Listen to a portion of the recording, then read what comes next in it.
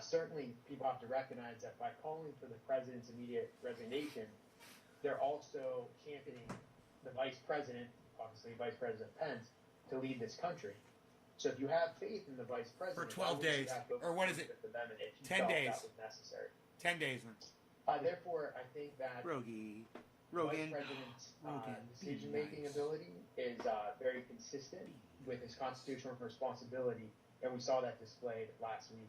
I also just think it's time to look forward as we move ahead, both in our national discourse, but also with what we debate here, subject debates in the halls of Congress. I hope that we can move forward and focus on measures that unite this country rather than partisan ploys that are aimed at further dividing us. With that, Mr. Chairman, I do have a question. Debbie, Denise, Consuelo, Daniel, Nick, Todd. Todd says Trump 2020. You fucking idiot. I love it. 2020 is over, you fucking moron. God, but Trump supporters don't even know what year it is. That says it all. God, you're a moron, Todd. Thank you for demonstrating that for everybody. I mean, I couldn't have done it better myself. Hey, Steve. I think the gentleman, yeah, I mean, look, it was, I don't know how many impeachment resolutions we've had from the Democrats over the past 4 years. We had,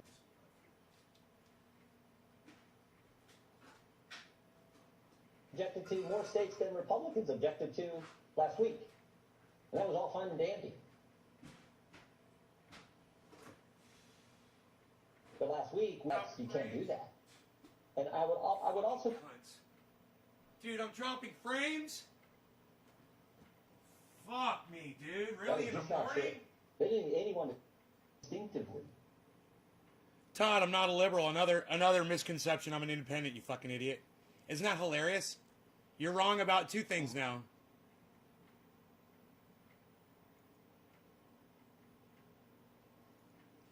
And besides, Todd, I'm here to get high with my friends, not have somebody come in here and lie to me. So, bye, liar. I love when someone comes in and lies, so I can just block them immediately. As soon as you lie, I get to block you. That's a rule of the show, and I love that rule.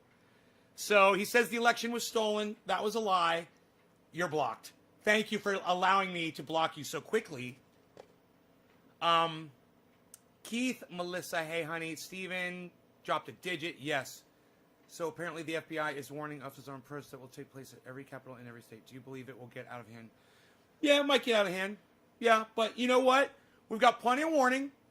And if it gets out of hand, you can blame your governors and your mayors and your police chiefs and your cops.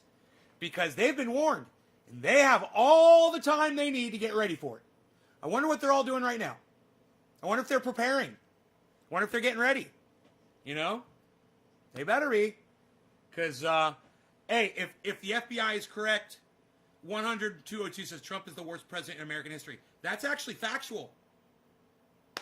That's actually fucking factual. And that can be proven with facts. Worst economy. Most American deaths under his watch. Worst fucking representation around the world. We're a laughing stock everywhere.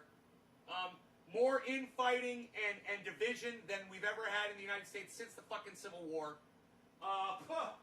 It wouldn't be that hard to prove, even in a court of law. And I'm no expert. I'm no legal expert. I'm just spouting off here, but if it's easy enough for me, imagine someone like Crystal Ball or Kyle Kalinske or even fucking douchebag David Pakman. You know, with the right information, these guys can have a heyday on these motherfuckers. And there's plenty of information coming out now, man. Boy, oh boy, they are locking motherfuckers up that were in that Capitol. And they're even going after some of the senators or representatives that were not following the rules and were exposing their location to people on the internet. Really interesting interesting stuff, man. There's a lot of stuff going on. And it's worth looking at least. You know, taking a look at. Because, you know, like someone just came in here and said, liberal beatnik Nays Junkyard. What? I'm a liberal beatnik Nays Junkyard. I fucking love that. All right, Debbie. Okay, Nick Brown. Thank you, Nick, with that digit. Stephen Culbertson, yes, you too. And Rob McNeil, yes, you too. And Teresa, thank you. For those of you that think of me instead of yourselves when you turn the show on and you drop those digits, you share this video, I appreciate that so much. It says everything about you guys. Thank you. I really need the help, and I appreciate those of you guys that offer it. All right, cheers, Nick.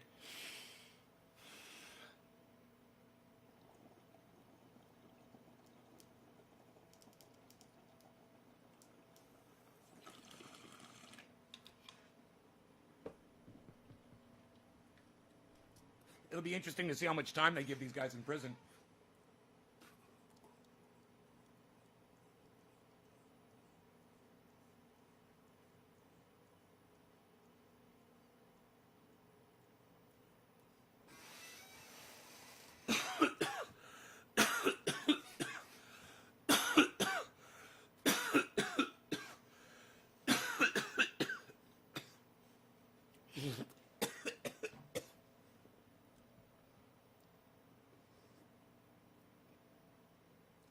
John Ramos says, old boomer pothead burnout. John Ramos. John Ramos, I'm just going to go ahead and block you too. Bye. Gone. Hey man, if you don't have anything nice to say, your mom's a cunt. Remember that. Words to live by.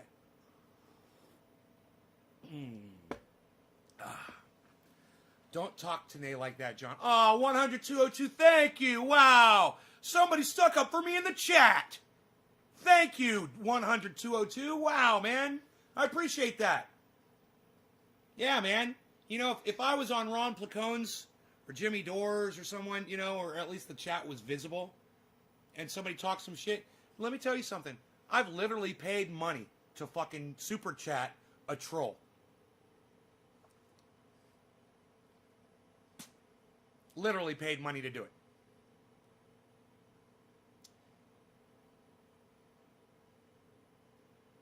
Andrew, please don't use that term on my live stream, especially since you're not trying to fucking troll. Appreciate it, bro. We don't use that term on here. Period. Oh, you saw my upload of my indoor tomatoes. Yes, they're turning red. That's so wrong, and it was Victor said that. What? I'm confused. Melissa. Artie. Enoch. Yone, what's up? YouTube, he is watching. Did I stop dropping frames? God, that shit pissed me off, man. Usually in the morning I don't drop frames. It's usually only after like 5 p.m. from 5 to like 9. I don't know if it's a satellite thing or if that's when, you know, the highest usage is. Thanks for sticking up for you last night. Oh, honey, no problem. You know, you were just trying to be nice. You were trying to help her. You're literally trying. And you know what?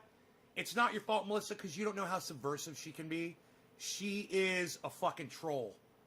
Every time she comes in, she's a fucking troll. And, I just wait for it. You know, I'm sorry that she attacked you, though. You know? Love how excited you get, man. Doc Holland made me smile. Oh, cool. Hates Trump. On my way to the doctor to get an ultrasound. Gonna try take us with you when I go. All right, Nick. BJ Butts says cannabis. Artie says Idaho State banned Facebook and Twitter from state servers.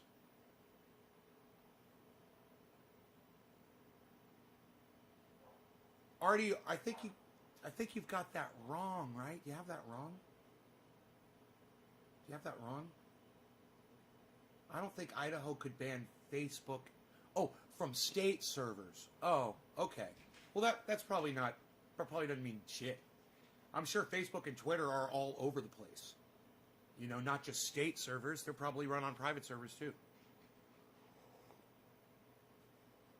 Yeah, you were trying. Well, there's some people that just you can't try with.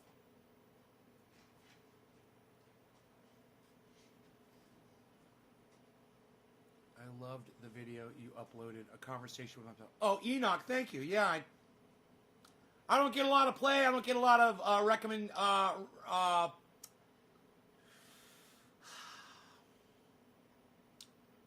I don't get a lot of recognition. And you people certainly don't go on my YouTube big channel and leave comments on the videos, ever. So, I get no support, bro. You know, what do you expect? I'm hidden, and you guys don't know when I'm uploading shit. That's what I guess. I just figure I'm totally hidden, and you guys don't know that I put material up on the internet, but I do. You know? You know, you should see my Twitter feed. You really should see my Twitter feed.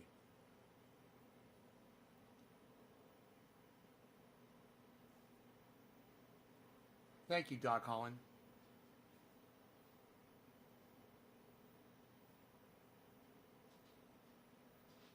You know, she plays this stupid, you know, like, oh, I'm so dumb game. And I could tell. Now, I knew she was going to do it before she did it. I knew she was going to have a problem with typing a 3 or a 7 in the chat. I knew she was going to type a number with other words, and then I was going to tell her, no, I just need the digit so I can spot it. And then she was going to have a problem with that, and then she was going to argue, and I predicted all that shit.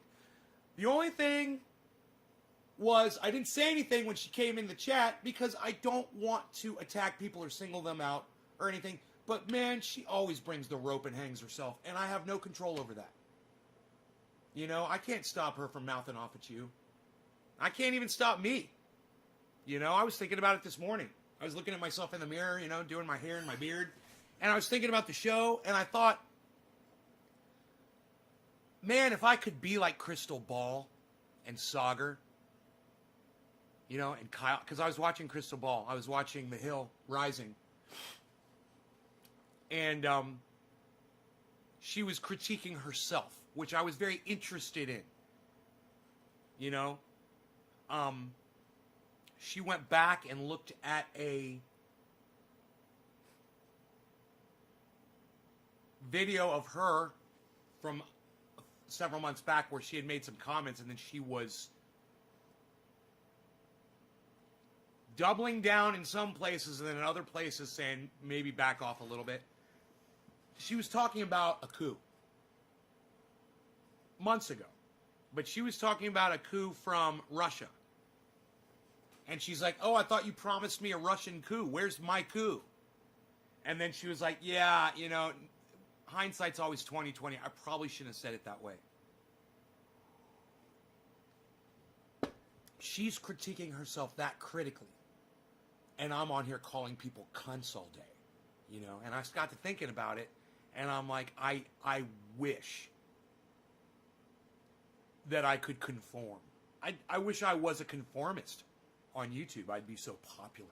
Everybody would listen to me. But I have no control over it, man. You know? I want it, you know? But you can't always have everything you want. And I have an explosive personality, multiple. And, yeah, I was just comparing how I felt last night when I was getting into bed to how I was feeling this morning when I got out of the shower and was doing my hair and stuff. Two different people. Two totally different people. Curled up in my bed like in a fucking fetal position with my dog. And I was just fucking, I was on Twitter trying to fucking, you know, came on here, did a live show, went back to bed. I was a fucking wreck the whole night. I woke up this morning, and I didn't think about it, and I, you know, different guy. Different person. Happy, sparky, ready to, what am I going to talk about this morning? You know, watching videos, pulled up, you know, The Hill. I watched a couple other things. I watched a couple of news items.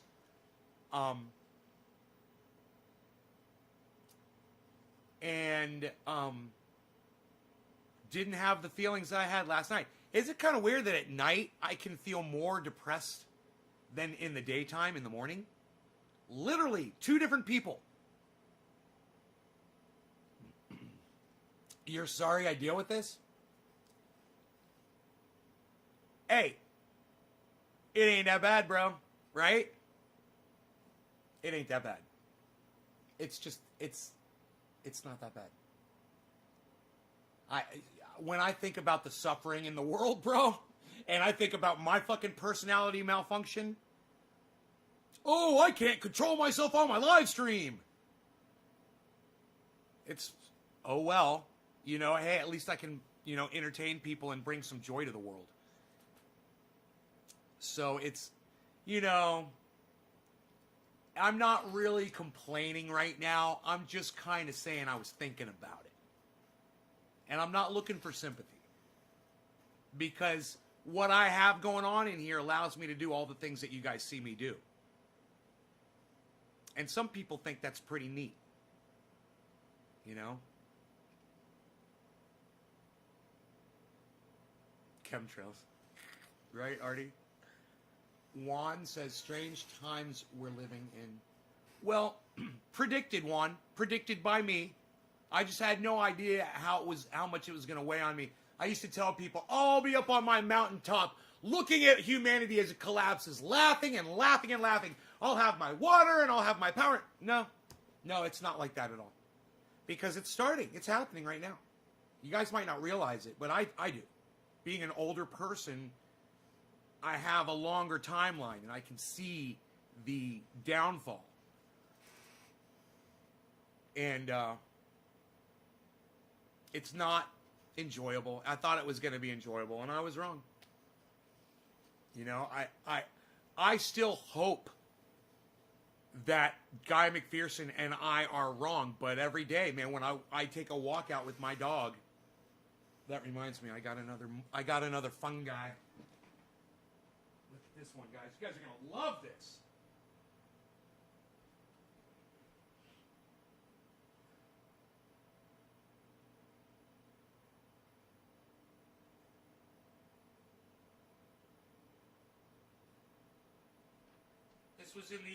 This was in the pocket of my jacket.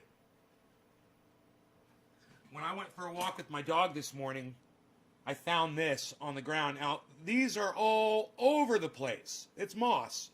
It's fungus, basically, fungi. But this one in particular, this kind of fungi, it grows these like things that look like suction cups all over it. And so it kind of looks like a sea anemone, you know, or something from underwater with like maybe barnacles or something. And I got to tell you, this is of all the fungi and mosses and shit that I look at out here, and that's what I'm into. You ever see Ghostbusters and that guy's, I collect spores, molds, and fungi. Nothing wrong with that. I'm telling you, this stuff, it's beautiful to look at, and it does pretty well inside the house as long as you keep it watered. So I just take it and I add it to my collection there, because I'm a pathetic troll that collects fungus on a mountain. That's what I do. But they're just so beautiful. And you know what? When you're walking outside and you see a stone, a giant boulder, and it's covered with moss, and I've got them in my yard. I've got them. I've got some by the pond, but I've got some big, beautiful, fully green, bright green, like the greenest green. In the morning when I walk the dog, and the moisture is inside the tentacles of all of the moss, that green moss is so, it's glowing, it's bright green. I can't even explain how beautiful. It's at the bases of the trees, and some of the trees it goes up into the limbs and it hangs down, and then sometimes it pulls the bark off, and the bark will fall to the ground, and it'll have these colonies of moss on them.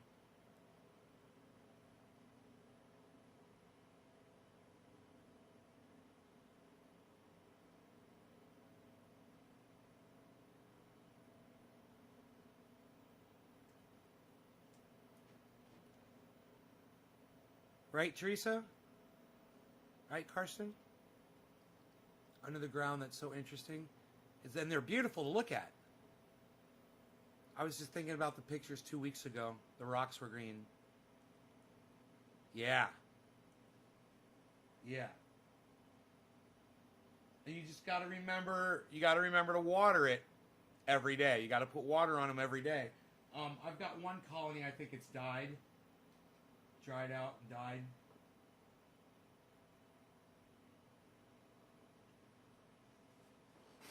But I remember the first time that I found them, and I looked at it and I go, "What the fuck is this?" And I was looking around, I was like, "Where the fuck did this come from?" It was just laying out. I was hiking on a trail, and I was out in the open, and I didn't realize it had dropped from the treetop, that was above me. You are the most beautiful thing, I swear. Look how gorgeous you are. Oh, I love you. I love you. He just gave me his paw. Oh, you're so cute. You are the cutest thing. Did you just give me your paw? Did you just give me your paw? Are you the baby boy? Why are you so cute? Huh? What?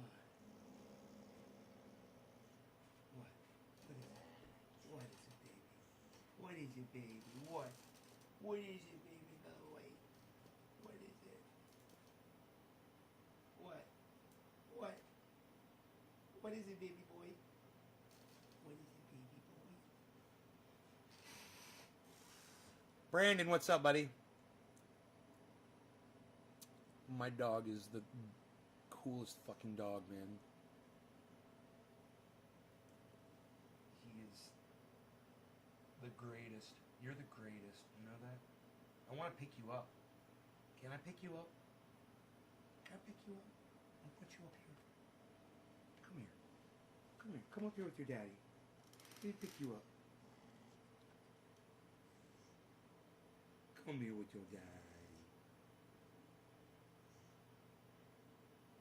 He's like, I want to give you a hug. I think he just told me he wanted to give me a hug. Here, let's see if he does it. You want to give me a hug? Give me a hug. Come here. Come here, baby.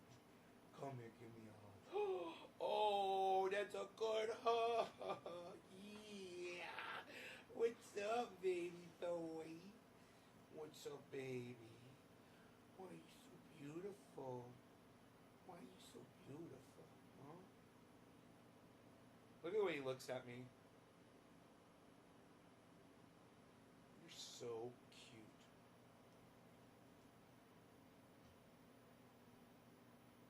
Oh my God, this freaking dog.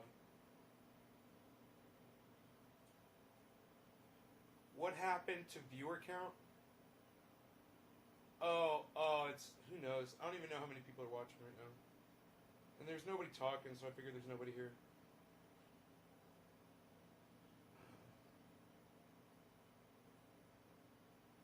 Beezle. Oh, Beezle.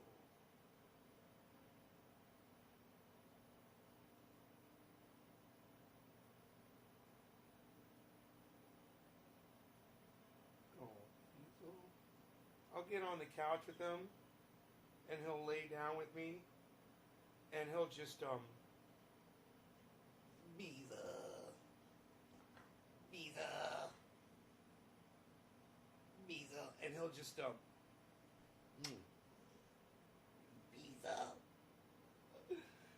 Beezle. And he'll lay down on top of me, and I'll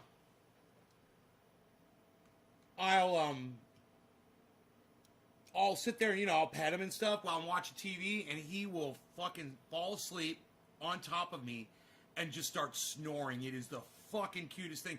He falls asleep so fast, too.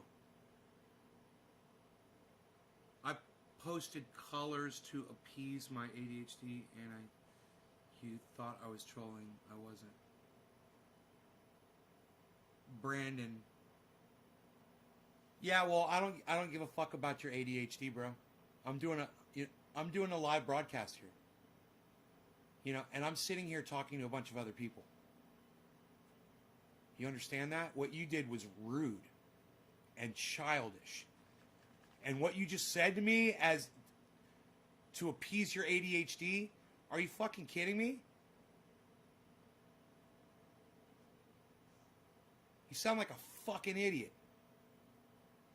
You know, yeah, I had a can of spray paint and your car was sitting in the road and I had to appease my ADHD. So I just spray painted your fucking car, you dumbass. It's the exact same thing. What's the difference? Yeah, I just figured I'd come over and shit all over your chat with a bunch of bullshit, you know, to spam it, to appease my ADHD. What? Oh, yeah, you're real smart. You're doing great right now, Brandon. You're doing fucking great right now. Let's see how long you last, bro. Step into the fucking octagon, son. Step into octagon with Nay. I need a bong hit. And I know you guys fucking hooked me up. What? You guys dropped digits. I'm smoking. I'm smoking some cannabis today. Nick Brown was the last one, and now it's going to be Stephen Culbertson. Stephen Culbertson. Hey, Karsten, thank you for dropping the digit. Yeah, I'm crazy and you love it, Brendan. I just fuck with people all day on here. It's so much fun. I love it. You know, you're a little douchey. I'm a little douchey. Hey, we're a couple of douchebags. Look at us. Look at us. Look at us. Did you think we'd ever be here? Ever? Not me. Not me. Not me. Never. Wow. We're here, but here we are. Here we are. Stephen Culbertson, are you here? Daniel Padilla dropping digits. Stephen Culbertson, you always leave. He always leaves. Stephen Culbertson. Stephen Culbertson. I know I got to give him a little bit of time. Stephen Culbertson. It is time for Stephen Culbertson's bong rip. Where is Stephen Culbertson? Stephen Culbertson, Stephen Culbertson, Stephen Culbertson, Stephen Culbertson, Stephen Culbertson. Do you dab often? I dab from time to time. Hey, I got a freaking dabby right here ready to go. Look at this. But, I've been smoking a lot of flower lately because I've got a lot of flower. And it's good for me. It's fun.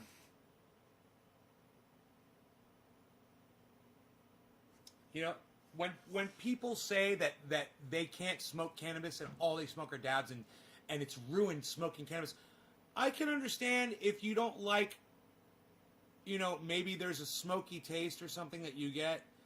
But when I do bong hits in glass with water, it tastes great, man. I get really good flavor. Sometimes I get a skunky hit, but you know what? Sometimes I get a skunky dab too. So it's hit and miss. Finally, Stephen Culbertson, cheers, buddy. We'll call it top of the hour. Cheers.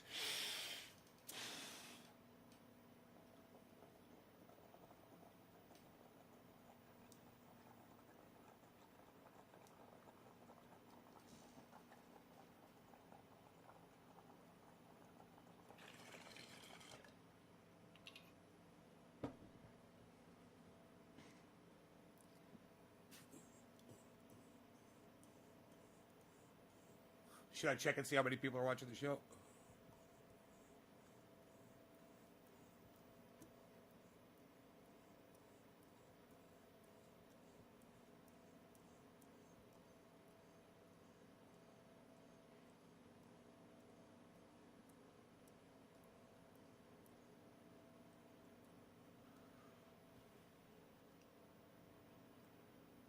Huh.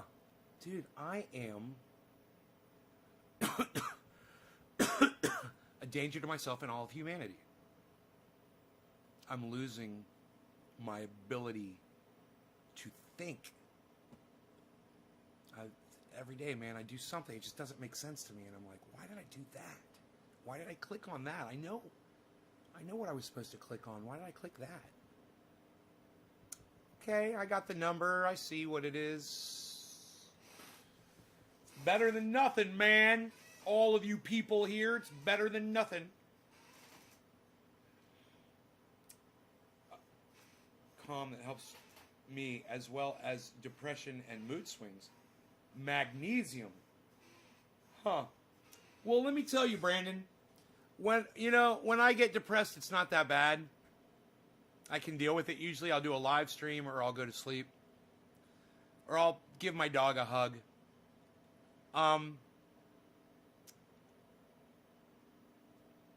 But I don't really want to suppress the dynamics of my personality, if that makes sense to you, bro.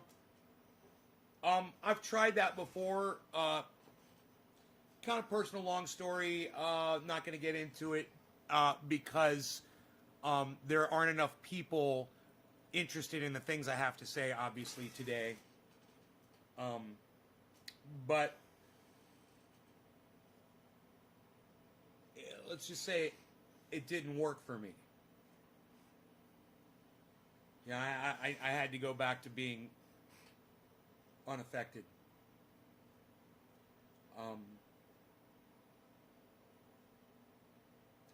Yeah, I figure it is.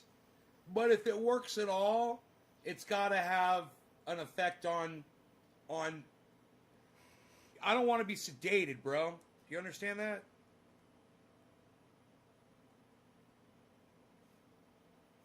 I don't even want it in my head that I've got something that might be sedating me, like you said, a placebo.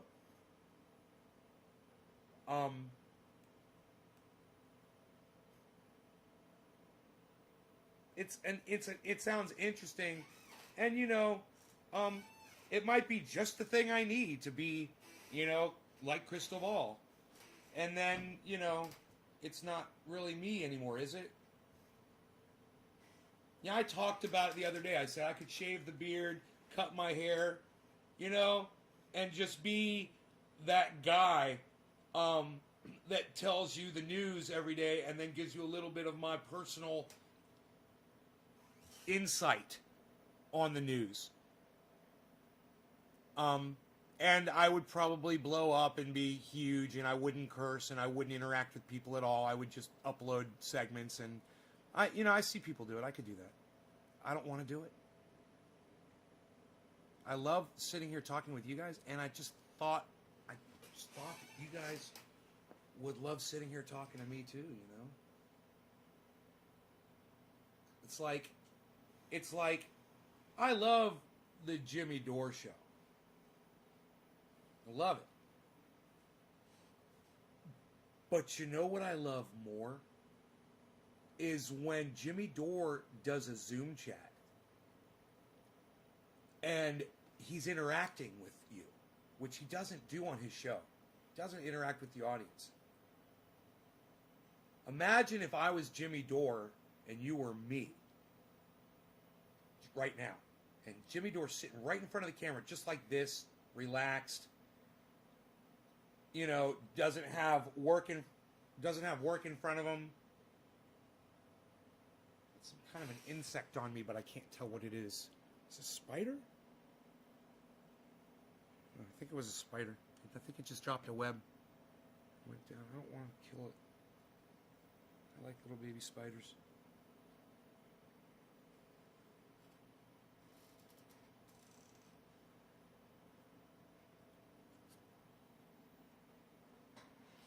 Now I'm hallucinating little baby spiders everywhere. Anyhow,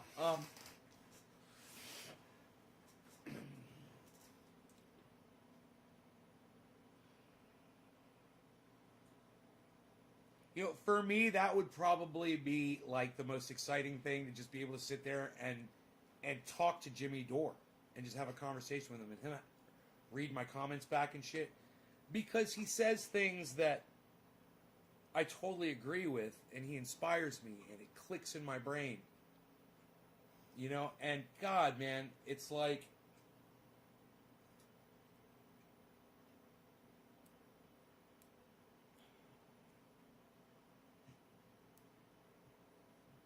it's just me sitting here and doing this isn't marketable to my own audience. Me on Twitter tweeting tweets isn't marketable to my own audience. I mean, even asking you guys to follow me on Twitter and to sign up for notifications, I can't get any of you guys to respond when I put a tweet up on Twitter. You know? I mean, there's you guys know who you are, the guys that do. But it is such a small amount. And yeah, you'll pop on Twitter and you'll go through and you'll like all my shit, you know. But you won't click notifications and you won't turn the notifications on your phone. And as soon as I put up something, and man, I am fucking vicious. I am like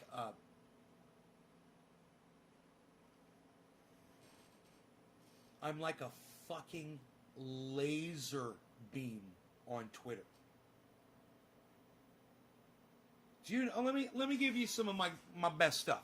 All right, here, let me give you an example. This is what you choose to miss out on Twitter.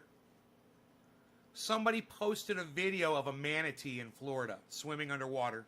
Somebody had scraped the name Trump.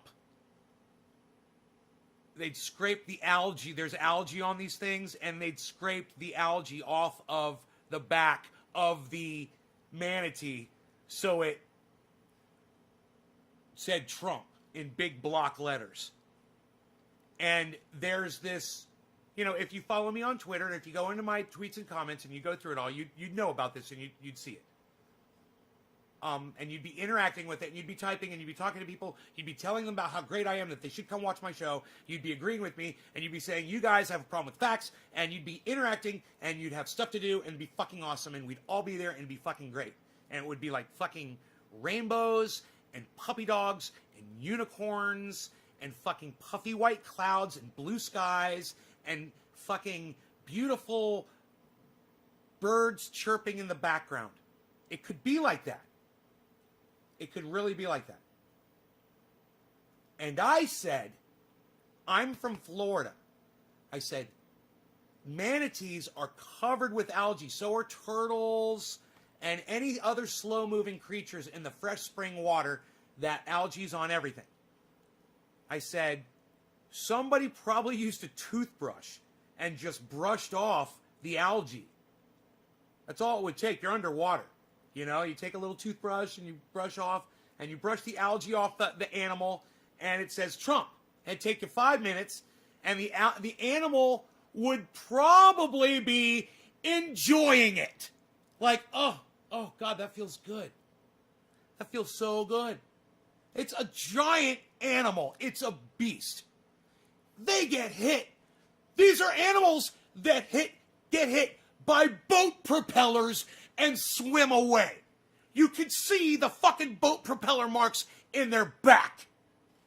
These are facts, people. I hope this is why you watch my show. I hope this is why you passionately share this around the internet and engage with me on Twitter passionately like a loyal supporter should. Like this guy's loyal supporters. You know, when he puts something up on Twitter, you know, when Frankie puts something up on Twitter, do you know how many people go, bam, bam, bam, bam, bam, bam, bam, bam, bam, bam, bam, bam, bam, bam, bam, retweet, like, retweet, like, retweet. What? You don't follow him? You do not follow Frankie? Well, you probably should. You should follow Frankie. And you know what else you should do? You should follow Nay's Garden everywhere and quit being lazy, because you know you're not going to hear this fucking perspective anywhere else on the internet. No one's going to be honest with you about manatees having the word Trump brushed into their back with a fucking toothbrush. Nobody's got the balls. That's why you should be sharing this everywhere right now. Large groups. Fucking tweeting the fuck out of it. Who else does this for you? Nobody. Nobody fucking does this for you. So somebody took a toothbrush and scratched, you know, maybe they took a hairbrush like this, and they went Trump on the back of a manatee. Maybe they did it with a credit card. You know, they scraped the algae off of something that is comparable to a fucking rhinoceros that swims underwater.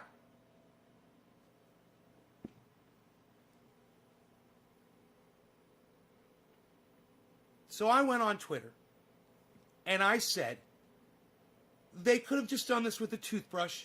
You know, it's probably just kids. The animal wasn't harmed. It was a harmless prank. Now, granted, you are not supposed to touch manatees in any way. But my point is, the animals get hit by boat propellers! Are you fucking kidding me? They get hit by boat propellers. And you're worried about some kids taking a brush to a manatee? So, go over there, get on Twitter, and engage those fucking bleeding heart motherfuckers about, you know, you guys aren't upset about the manatee having the algae brushed off of it. You're upset that the word that was brushed off the algae, off of the animal, was the word Trump. That's what you're really upset about, isn't it?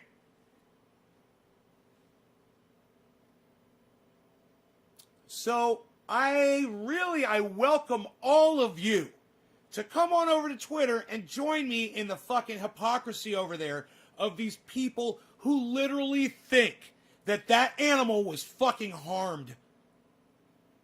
And how dare they? How dare they put the word Trump on a manatee? I think it's fucking hilarious.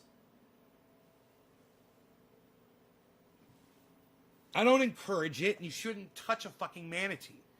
But kids are going to be kids, and kids are fucking funny. And some kid said, that's pretty funny. And did it.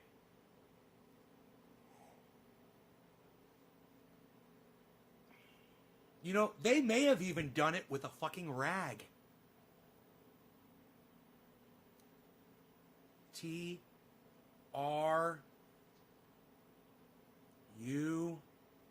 Not that hard to do, and just finish it off with your finger a little bit. Something like this. It'd rip that algae right off that fucking elephant skin. Elephant thick skin. Robert Mulligan is here, everyone. Robert Mulligan. Hello, sir. You came in during a rant, I see. Lucky you. Lucky you, lucky man, you.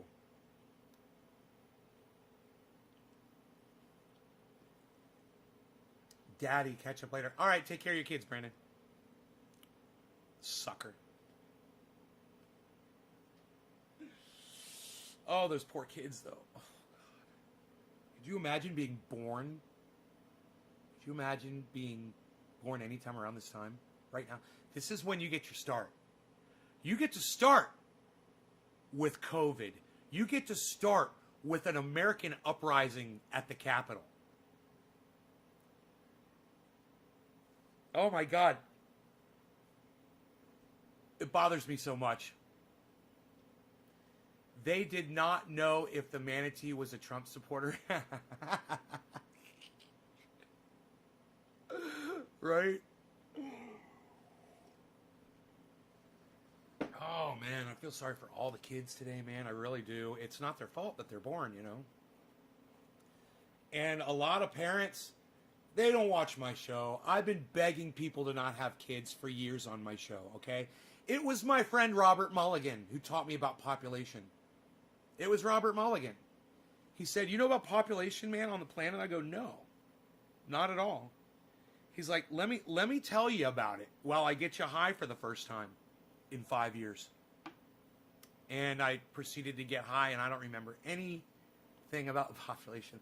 Robert, where'd you go? Refresh your memory. Mixies? No mixies? I'd rather not imagine 2050. 2050, I'm not expecting humans will even be on the planet alive. That humans will all be extinct by 2050, bro, I would think. We're only at 2021, homie. I mean, Who's going to stop the fucking fires? Are we going to start managing the forests? Are we going to start cutting back CO2? Hey, did you guys hear the good news? I'm not trolling you guys. There's good news. COVID has cut CO2 emissions by 10% globally.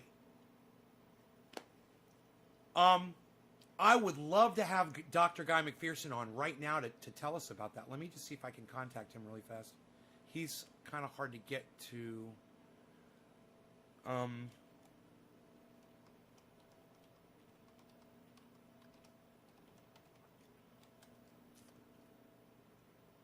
me just see.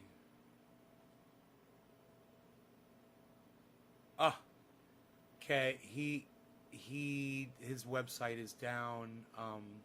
Damn it.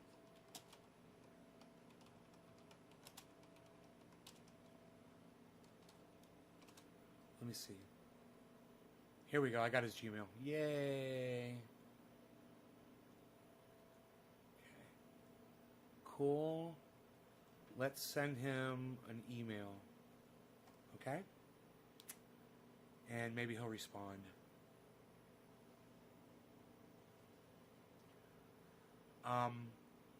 Because this is globally, this might change his timeline. You know? Maybe we would have fucking been dead in 5 more years, guys. And maybe COVID saved us.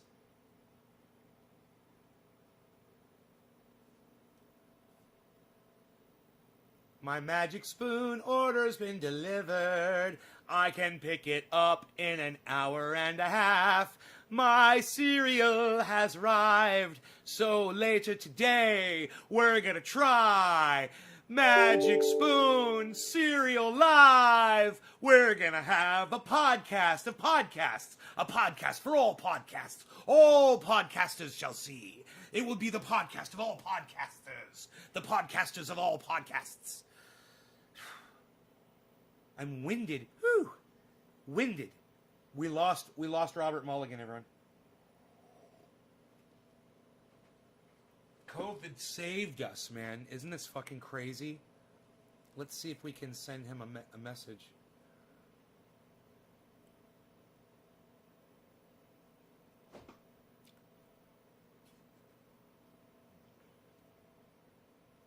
Right. To...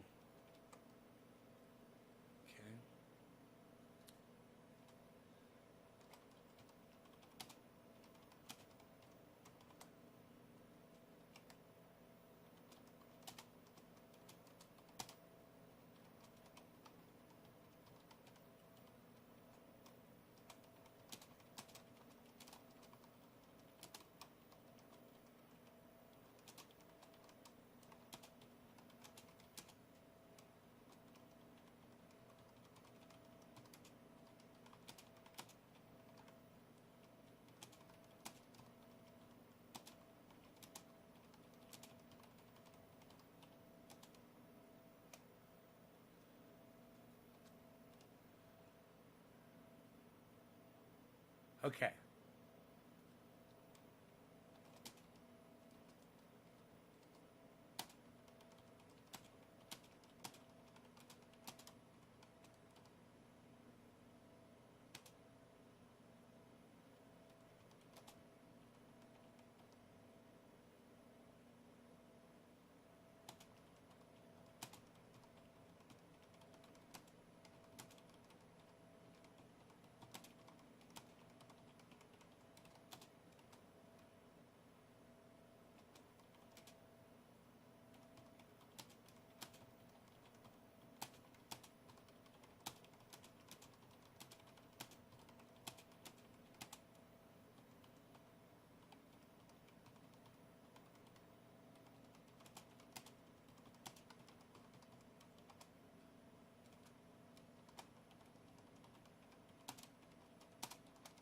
I'm using my real name with Dr. Guy McPherson.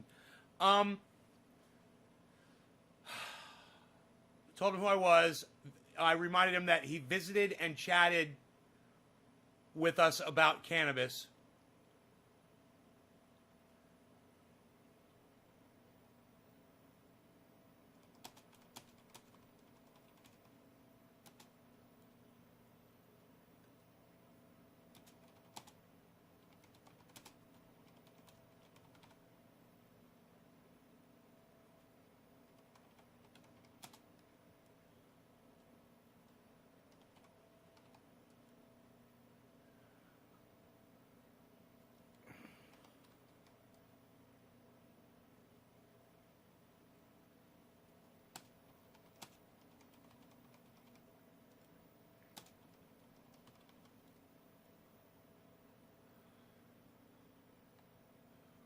Oh,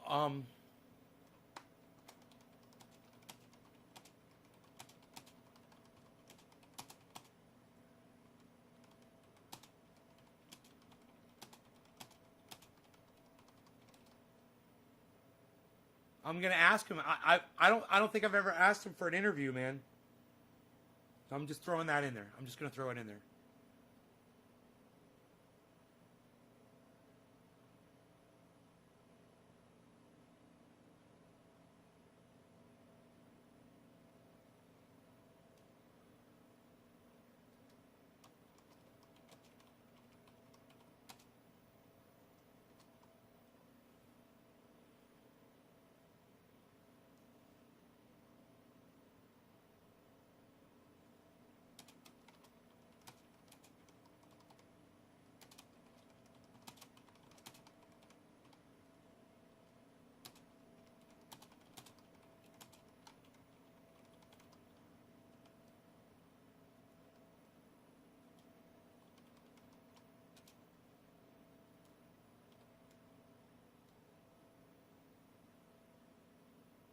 All right, here we go. I'm going to shoot it off to him. And then I'll send this to him on YouTube as well. Because I know he's doing YouTube a lot. And he always says, leave comments. Hi, Melissa. Hopefully next week I'll be able to order my sheath underwear. Bowl pack, cheers. With the Naze Garden checkout code. Yes, of course. What an awesome interview it would be. New to this war, does he sell? Bella Rivera. This war. Yo Knox Stukes. What does he sell? Oh, it's not really for sale. I want to give it to him. It's oil, triage oil. I do sell it, but it's a oil you rub in your skin for pain, itching, and almost any skin problem. Almost any skin problem.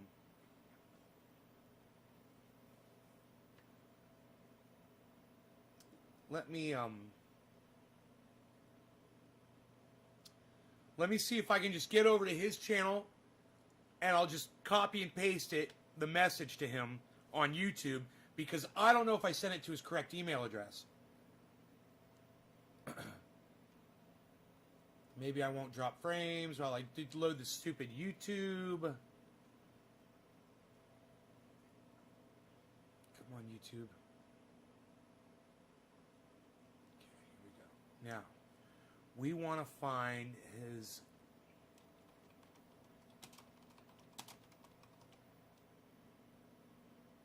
Nature Bats Last. And go to his latest upload. Subscribed, Nature Bats Last. 1 day ago, morning headlines. Here we go. Ask an ecologist anything from January 10th. Okay, let's go to morning headlines. Hopefully he checks and responds to these messages.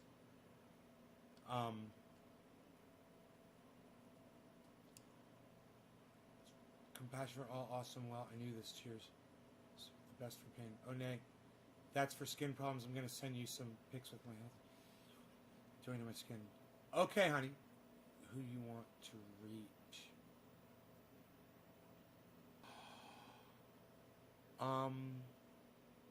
Show support by applauding. Does he have super chats? He's got comments turned off. Okay. I have to pay to talk to him.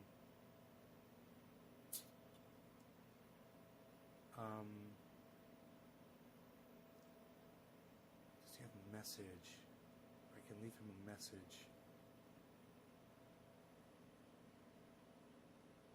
Oh, his website. He's got a website. Here, cool.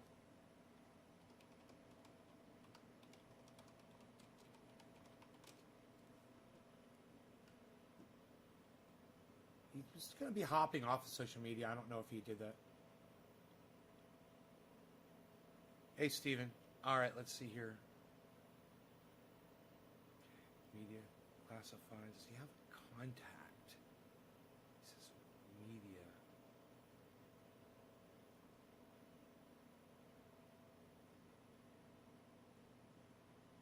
About. Okay, here we go. About.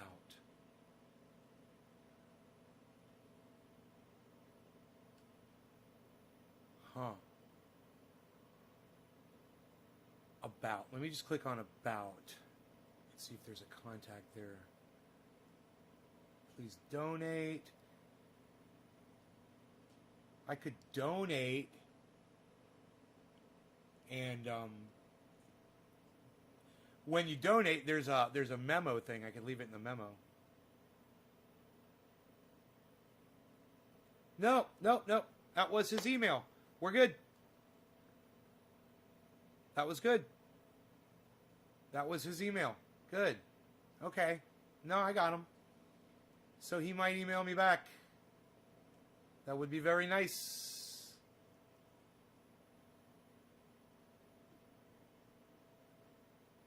You know what I mean?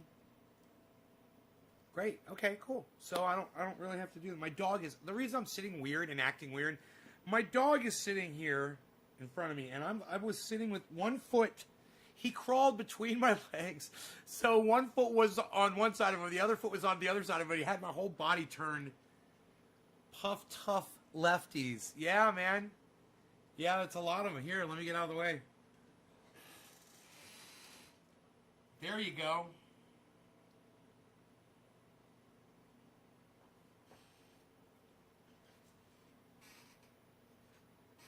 They're all cut the other way. They're all cut the other way, you know. If you wanted to play like Jimi Hendrix, you could play this guitar right here as a right-handed. Just string it the other way, and boom, you're playing just like Jimi Hendrix had a guitar like this. A right-handed Strat. The Gibson SG. That's all I play, huh? I was thinking about restringing the acoustic. I haven't played that in so long.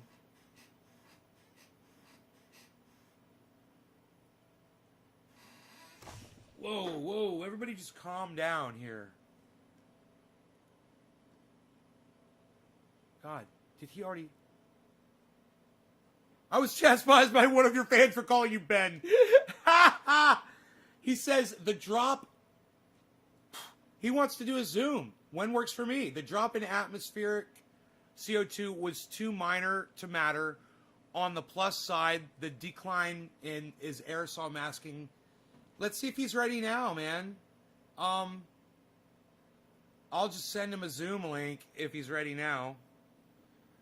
I'm fine with that. The drop in atmospheric CO2 was too minor to matter. On the plus side, it's bad news.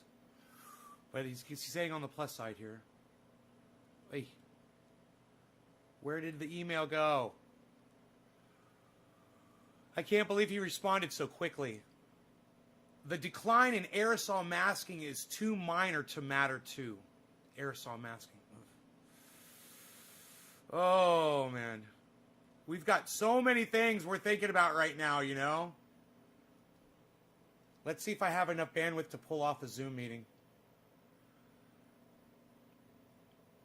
And we'll see what it dictates here as far as the frame droppage.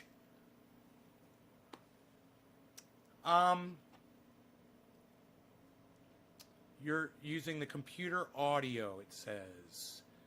Should I check those audio settings on Zoom? Or I think I've already got Zoom set up. It's because it's running. Let me just see if I can get him a link. Okay, and if he wants to go now, we can go now. Okay. Reply.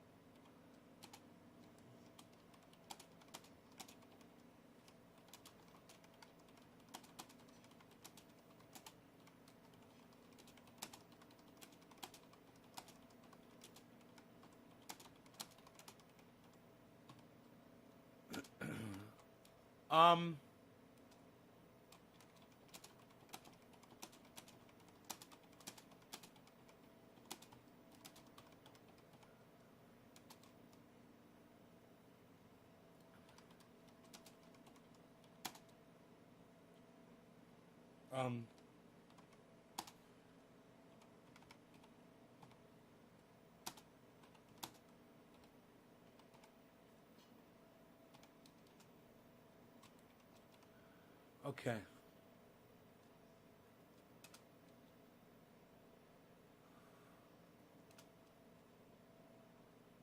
All right. I'm going to send him a Zoom chat.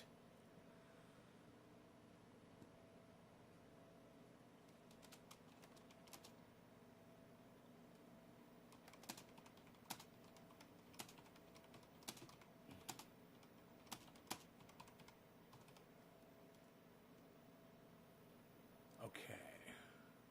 Let's send that off to him. I can't believe Dr. Guy McPherson answered me so quickly. I am just so honored. It's so nice of him to do that.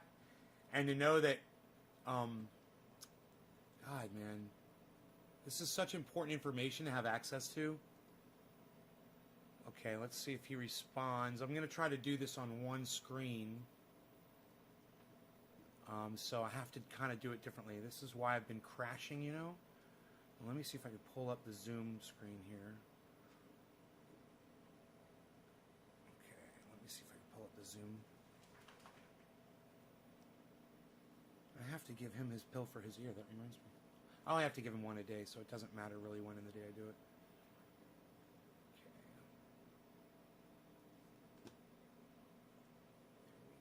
There we go. And, okay, there's that, but wait a second. Here we go. So just if he pops in, he could just pop in right now, you know? All he has to do is click on the link. Zoom is so cool and easy to use. It's just a matter of getting it set up.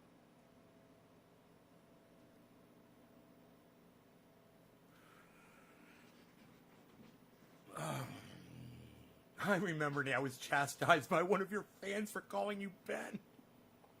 So funny that he said that. He said that in an email to me, man. That is so funny. And so embarrassing. Oh, Dr. Guy McPherson could call me Ben. He could call me Nay. He could call me anything he wants.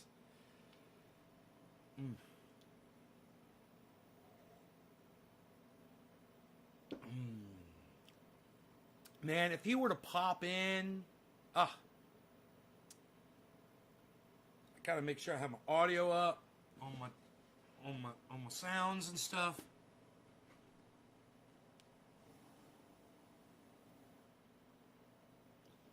Okay, and I hope we got his audio up loud enough so everybody can hear it.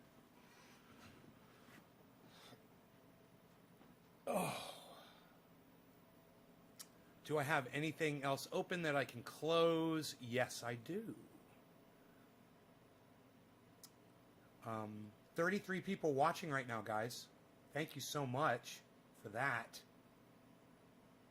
I think I've got enough bandwidth to leave that open. I have to leave the email open. Oh, I've got this open. I can close that. That's less processor.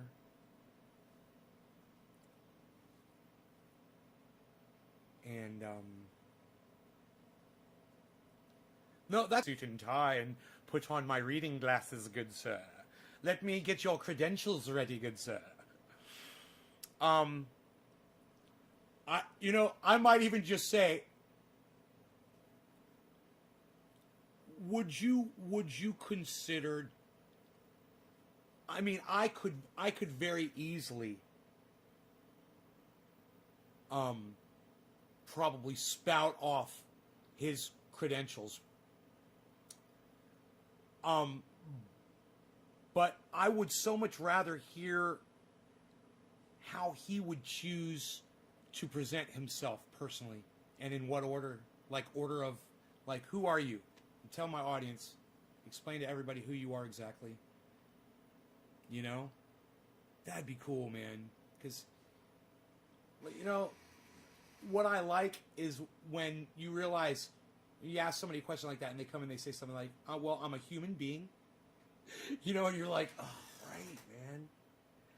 We're all human beings. It's cool. Shit like that.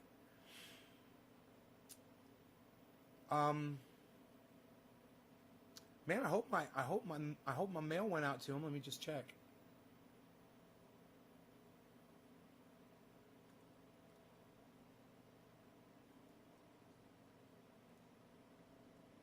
Open a Zoom chat, but anytime is good. Okay, cool. So he might only check his email once a day, and maybe I just got lucky. I'm sitting here waiting on.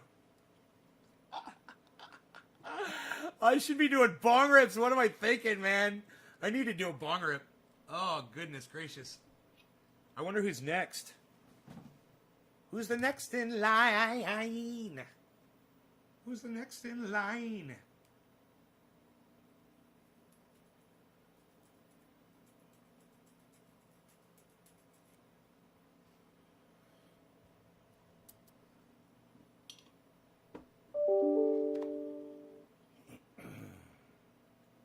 Sound like an email incoming.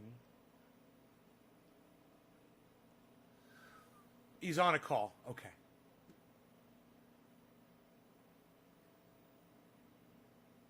He's on a call right now. Okay, so he's not available per se right now. But he'll let me know via email when he can. I told him anytime, 3 times a day. I go live morning, noon, and night. I gave him the times. I think he's in Florida. I let him know I was Pacific Standard Time. So we'll do it, and I want to hear what he feels mostly about how current events today have taken the whole world's focus off of climate. People like him aren't being distracted by it. We are. I am. But let me just tell you something. Who can tell anybody here right now on this live stream what my pinned tweet is on Twitter? It's got everything to do with this conversation. And do it quick. Who can tell me, and I haven't changed it in the last 2 weeks. So if you've seen my pinned tweet, if you've liked my pinned tweet, if you've retweeted my pinned tweet, and if you have left a comment on my pinned tweet, then you'll probably know it's a photograph of something. What's it a photograph of? And my pinned tweet is what I always want to be first and foremost everyone to be thinking about. Jasper says, rip it up.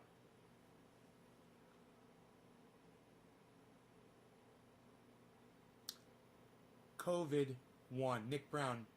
Yeah, COVID, right? Nick Brown, exactly. Right? COVID.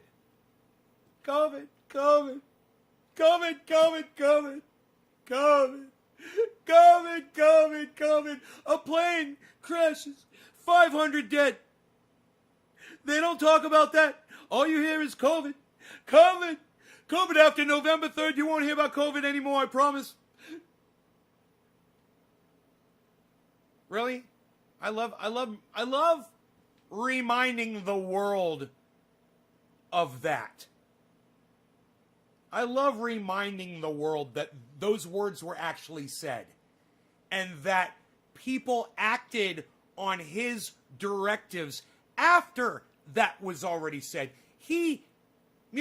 There's so many anti-maskers out there and there's so many people who don't give a fuck. And they don't care if they catch COVID. They're willing to take the chance. They don't give a fuck. They're sick of being locked up or whatever. And hey man, okay, I get it. I get the sentiment. But Donald Trump fucking fed into it with bullshit like that.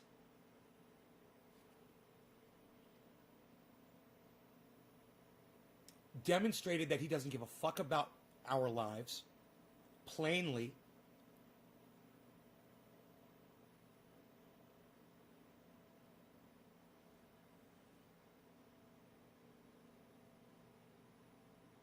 And COVID is what we're all going to be hearing about for the rest of our lives, maybe.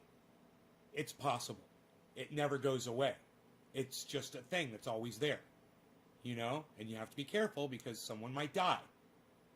Chance, and it might mutate again. You know, right now you got a 1 in 80 chance of dying from it. People don't realize that.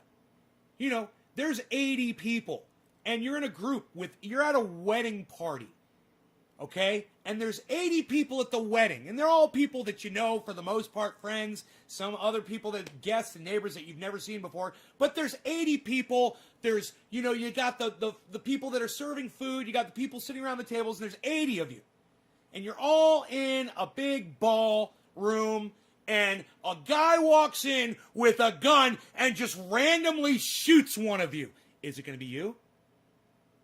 Are you willing to go to that wedding knowing that somebody out of the 80 is definitely going to get shot and murdered?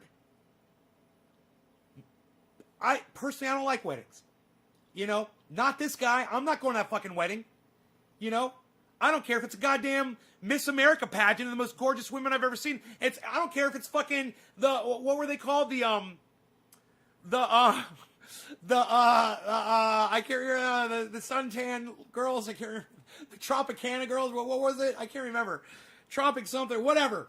There used to be a bunch of girls, and they all had suntans, and they used to stand in a line with ribbons across them, wearing bathing suits, and they were hot, and they used to march across the beach. And the Swiss bikini. What was it?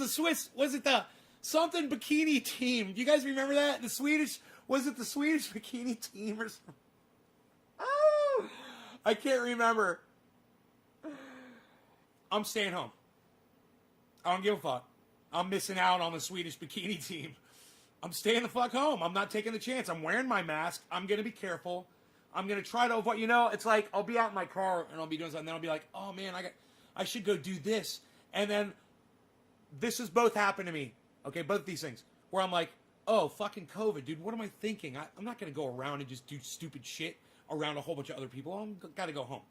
Or I'm like, hey man, I feel like grabbing a coffee right now. And I pull into the coffee place and there's fucking 10 cars, you know, and there's people all over the place. And I sit in my car with my dog. And I look at all the people around. Most of them are wearing masks. But I'm still like, why risk it? Why add to it? I'm not supposed to be around groups of people anyway.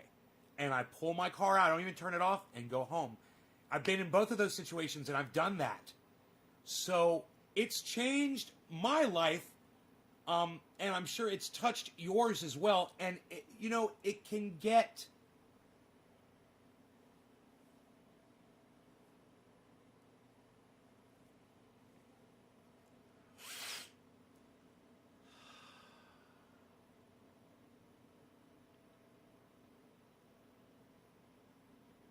confusing.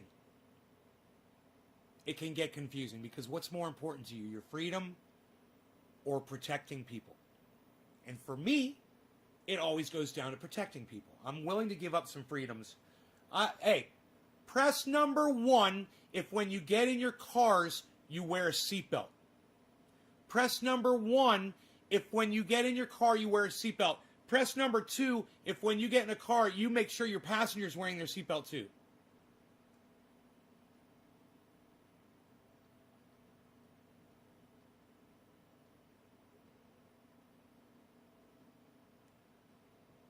I don't even have a bowl loaded. I don't even know who the next digit drop is.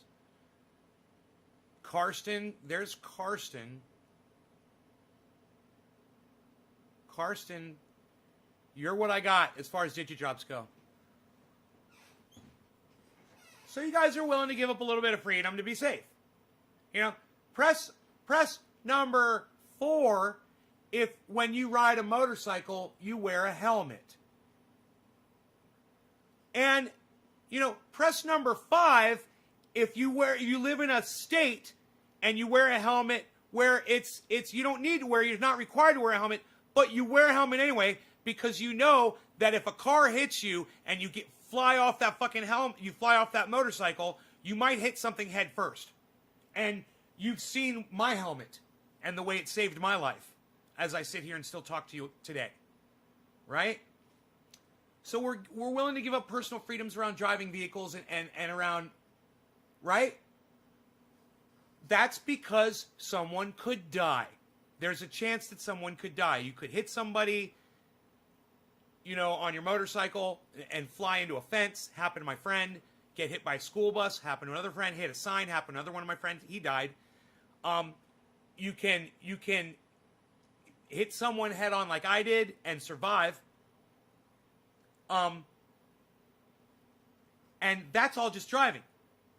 Whenever we're talking about wearing a mask and preventing the spread of this disease, we're doing the exact same thing. We're sacrificing a personal freedom, true, another personal freedom, but we're doing it to save lives. And if you're going to sacrifice a personal freedom to save lives, I'm okay with that, as long as it doesn't infringe on my personal freedom to live my life free. And as of right now, I feel free to do whatever the fuck I need to do. I don't feel like, even if there's a fucking statewide lockdown and you're not supposed to go anywhere unless you have to go. Hey man, I got appointments and things, and I'm right, Shell. Yes to helmets always. Thank you. I'm always willing to go out and be safe, avoid people, and get my things done, and not be impeded by the laws that or requests or regulations that require me to wear a mask, social distance, and wash my hands, and do all these things. I'm willing to do all that. If it's going to save an elderly person somewhere, I'm going to do that. If it's going to save some little kid that's got lung problems, I'm going to do it. It's worth it to me. I don't mind. I'll wear my seatbelt. I'll put on my motorcycle helmet. And if you don't think I wore my helmet, I'll prove to you that I wore my helmet. I wore my helmet. And it saved my fucking life. This is from one accident. This happened in one collision with a car. And this could happen to anybody. But because I chose to sacrifice a little bit of my personal freedom to have the wind blowing in my hair, I chose to be regulated a little bit. I'm still alive. Regulation saved my life. Laws saved my life. Michael Malice wants to say he wants anarchy and he wants to be free of laws in the government. I say if it weren't for the government, I'd be fucking dead today. And I'm pretty fucking thankful for that. And I'm not willing to come on here and act like the government hasn't literally saved my fucking life. Because it has. Because they forced me to wear this. And if they force you to wear a mask, then wear the fucking mask.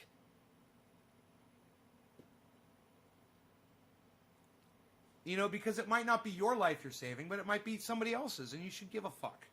Look at this. Look at this. Look at the crack in the side of this helmet. Look at this. Look at the shots this thing took.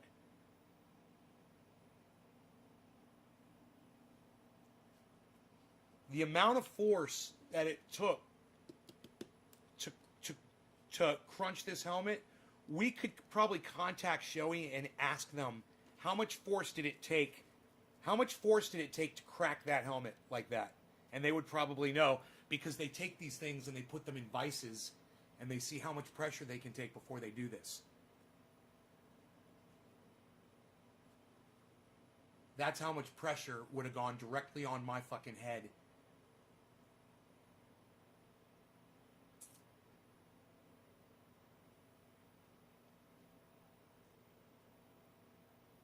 Yeah, Teresa, don't ride motorcycles anymore, you fucking idiot. I showed you this, and you're still riding a fucking motorcycle? Really? You haven't sold your motorcycles yet? Really? Fuck. Jesus fucking Christ. You waiting for that? You're waiting for the next person to run you over, too? Hey, man, it might be COVID right now, but there's plenty of traffic out there. And it doesn't have to be your fault, Teresa. You putting yourself on that fucking motorcycle is the problem. If I had listened to my doctor when I was younger and he said, I see you're playing with motorcycles, he said. I call them murder cycles. He says, I've lost so many patients. He said, I have to recommend that you just never ride a motorcycle. He says, it is the most dangerous thing you could possibly do. I didn't listen to him, and then I got in a motorcycle accident, and it affected me for the rest of my life. I have pain for the rest of my life because I didn't want to listen to my doctor. I didn't want to take his recommendation. You know, I should have. You know? And now I'm telling you, sell that fucking thing. Sell it. Why do you still have it? Fucking death machine. It's just a coffin sitting in your fucking garage. That's all that is. It's just a coffin. When next time you look at that motorcycle, I want you to envision a coffin. And say, we got to get the... And tell your husband, we got to get this fucking coffin had. Just say, we got to get rid of that coffin that's sitting in the garage, honey. Let's get rid of that coffin. And he'll be like, what? And you'd be like, the coffin that's sitting in the garage. Let's get rid of that thing. I'm sick of looking at it. And he'll be like, what? Say, the coffin, and show it to him. The coffin. It'd be so fucking funny. Do that. Get it on video. Put that shit on Twitter. I want to see it. Make it so. Who am I smoking for? I forgot. Was it? Oh, it was Karsten. One of my favorites. Karsten, where are you at? Karsten, let me guess. Germany. Yeah! Karsten, where you at? Karsten, where you at? Karsten, we're smoking along, hitting the bong.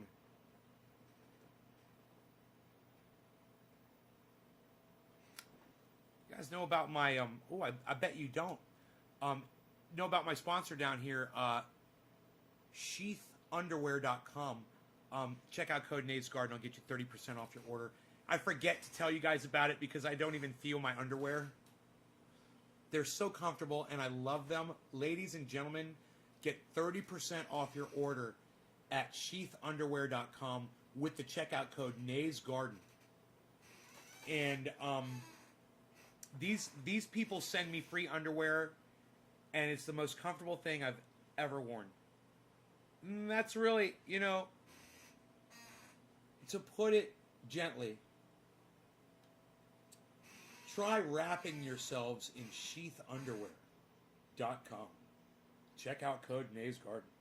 30% off your order every time you use it. Get yourself one pair and just try it. Do you know that someone texted me and said, Nay, I used your checkout code. These are the most comfortable underwear I've ever worn. I'm buying more, and I'm going to use your checkout code again. Yeah. Buy them one at a time and use the checkout code every time. You can do that. You'll get 30% every time. One pair, you want to buy one pair, you get 30%, boom, 30% off. Nade's Garden. Sheathunderwear.com. I'm excited about it, and when you try a pair, you're going to get excited about it too. It's a whole other world. I'm telling you, I've never been more confident, and I've never just not had to worry about what's going on down there. To reposition, realign, re-leg it. Oh, it's on this leg, gotta put it on this leg. Oh, God. I hate that shit. That all stops.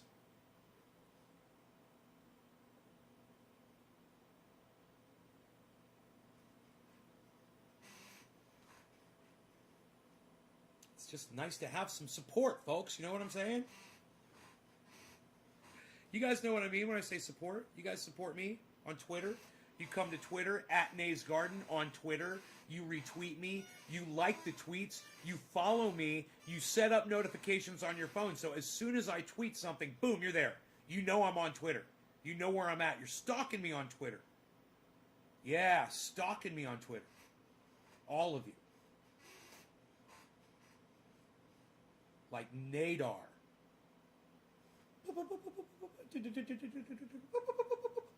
Nays on Twitter. Nays on Twitter.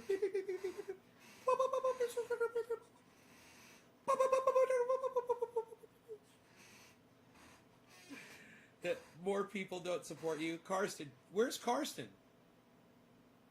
What happened to Karsten? Sorry about your friend. Do they do custom orders? Strap the homie down so to speak. Kushcast, I'm telling you, you're going to love them. You're going to love them. Try them out. You're going to love them. And you can use the pouches or not and have a little extra support there, you know, but I love the pouches and the hole, bro. It's the way to go, man. It's the way to go. Whether I'm wearing jeans or just wearing them around the house, it's just nice to know where you're at all times. You never have to think about it anymore. You forget. It's great. You know, it's a distraction. In fact, I once heard a comedian say, and it wasn't fair. It wasn't a fair, it was a sexist joke. He said, you know why there's more male comedians than female comedians? Because they got a dick. And that's just funny. So men are just born with a sense of humor. Yeah, and you know,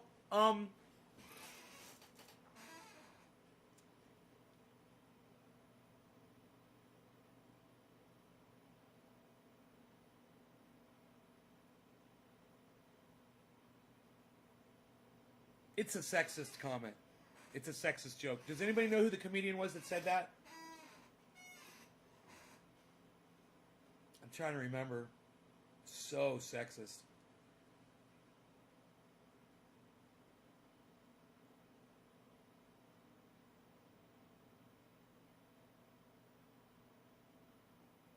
Hilarious, though. It's sexist, but it's funny. You ladies know you laughed. Oh yeah, what happened to Karsten, man? Karsten's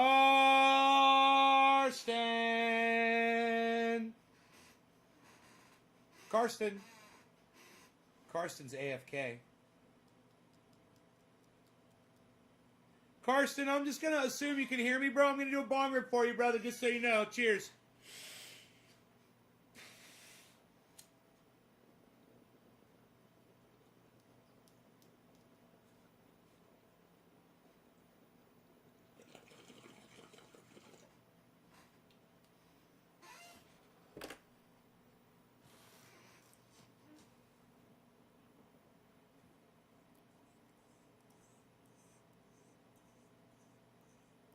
We'll call it 7:10, homie.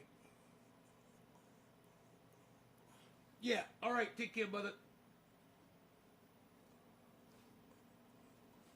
De Niro bong rip. I loved that last night. That was so great.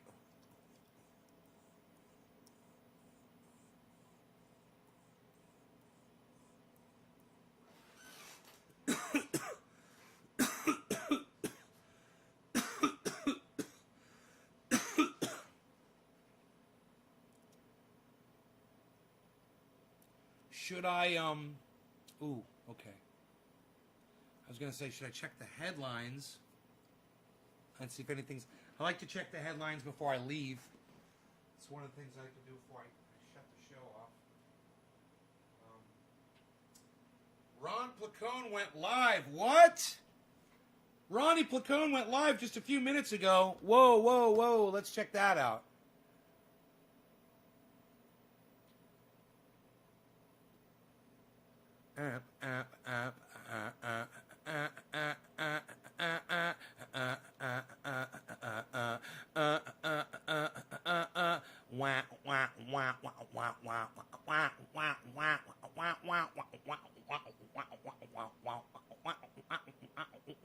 Why doesn't it show him live on here? Bloomberg. Why isn't it showing Ron Placone live? I'm logged into my main channel. Maybe he's not live. He's got to be live. Where the fuck is Ron Placone at? Oh my god. Where the fuck is Ron Placone? Holy shit. Dude, he's live and they didn't even show him on my fucking... Third thing, which for me is the most important, is that there's an outrageousness. Whoa, he's got Richard Wolff on. Because if you look at the history of the last 300 years, in every... Dude, he's got fucking Richard Wolff on his show live right now. Are you kidding me? To help get people out of poverty was opposed by capitalists, was delayed by capitalists.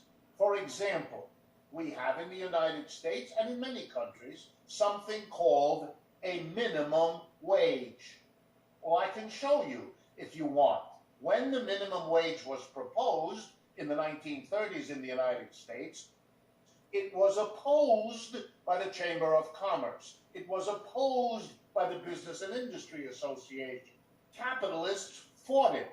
If you want something more recent, I can show you last year. I want to give him. There was a bill in the Congress. I want to give him a super chat, but I'm logged in. I don't know if I can with this. Opposed it. The Democrats. Oh, his super chat is dead.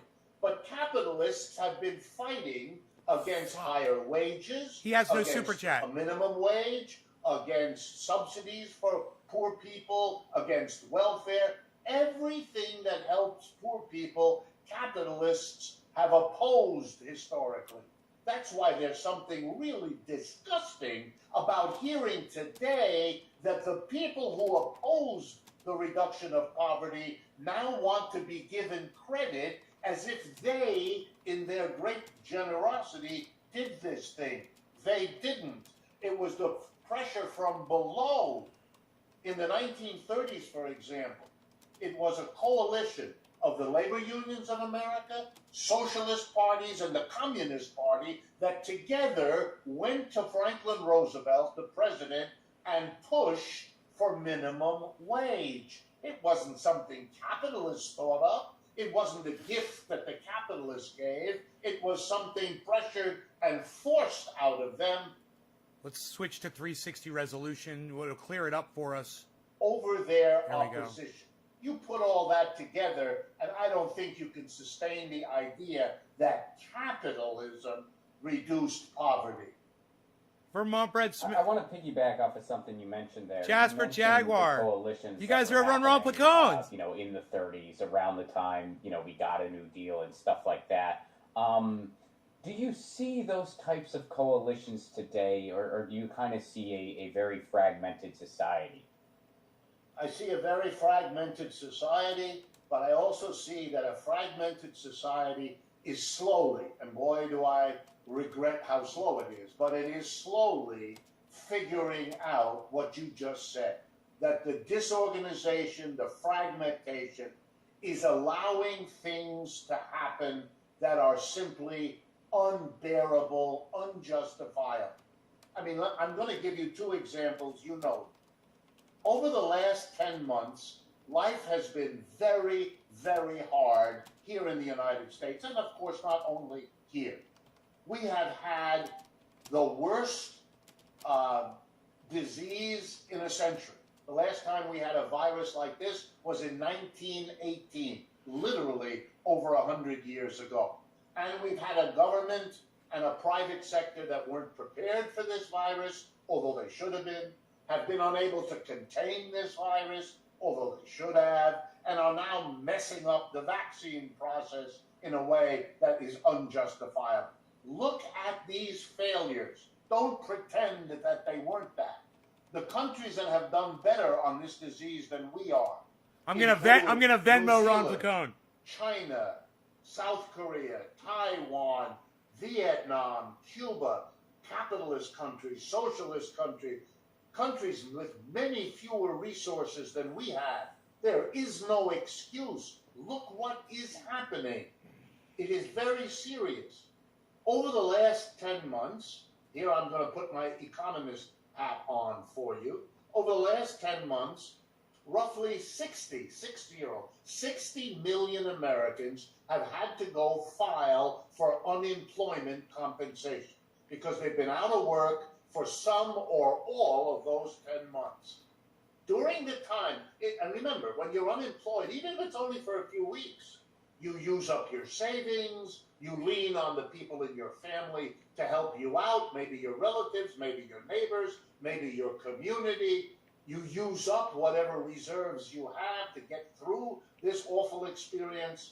So people are real, and you have to stay home. You're scared to death that you're going to get the disease. You know that if you're not working, those debts you have are creeping up on you, whether it's your mortgage you can't pay, or your credit card bill at the end of the month, or your child's credit for going to college, etc., etc. Really hard times. And during the time that tens of millions have had difficulty, the 600 billionaires in this country, roughly how many we have, 600, got much, much richer. According to Bloomberg Business News, almost $2 trillion richer these already rich people got.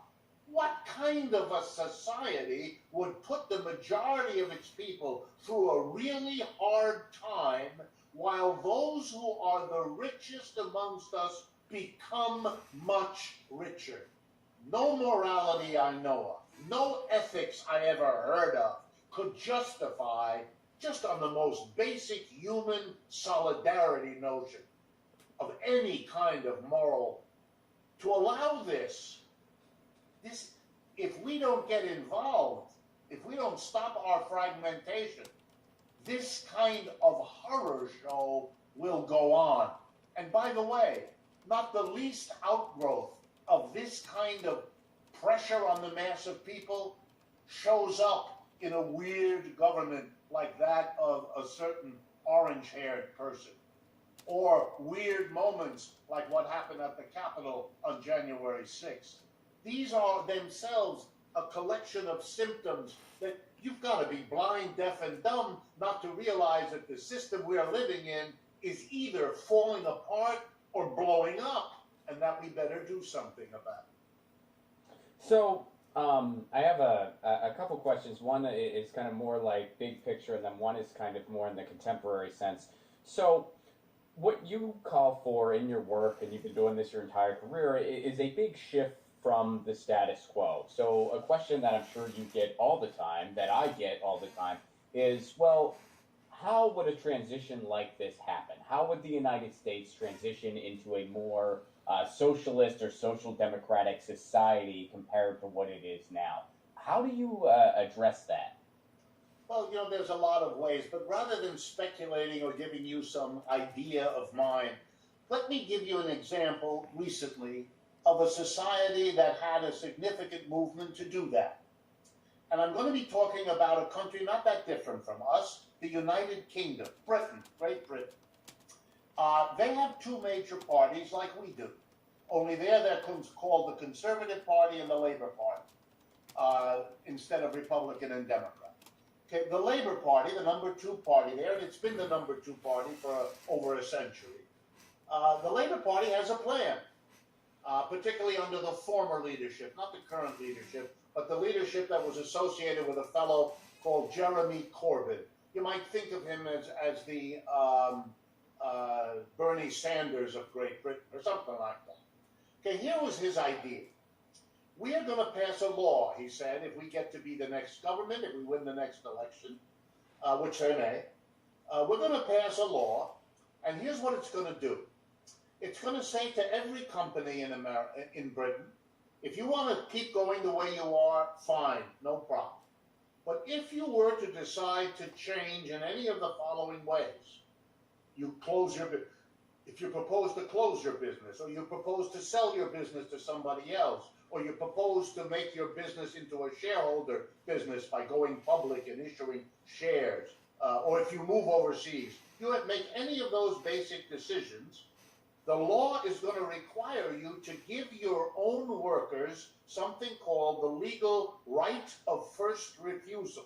And what that means is the owner of the company has to go to the workers and say, I'm thinking of leaving, I'm thinking of closing, I'm thinking of selling, but I have to, according to this law, give you the option of buying the company from me and converting it into a worker co-op instead of a capitalist enterprise the way it has been. That's the law. And if you ask, well, where would the workers get the money? Then the Jeremy Corbyn would smile and answer to the news question coming at him. The government will lend the money to the workers so that they can do it. Why? We want to develop in Great Britain a worker co-op sector of the economy.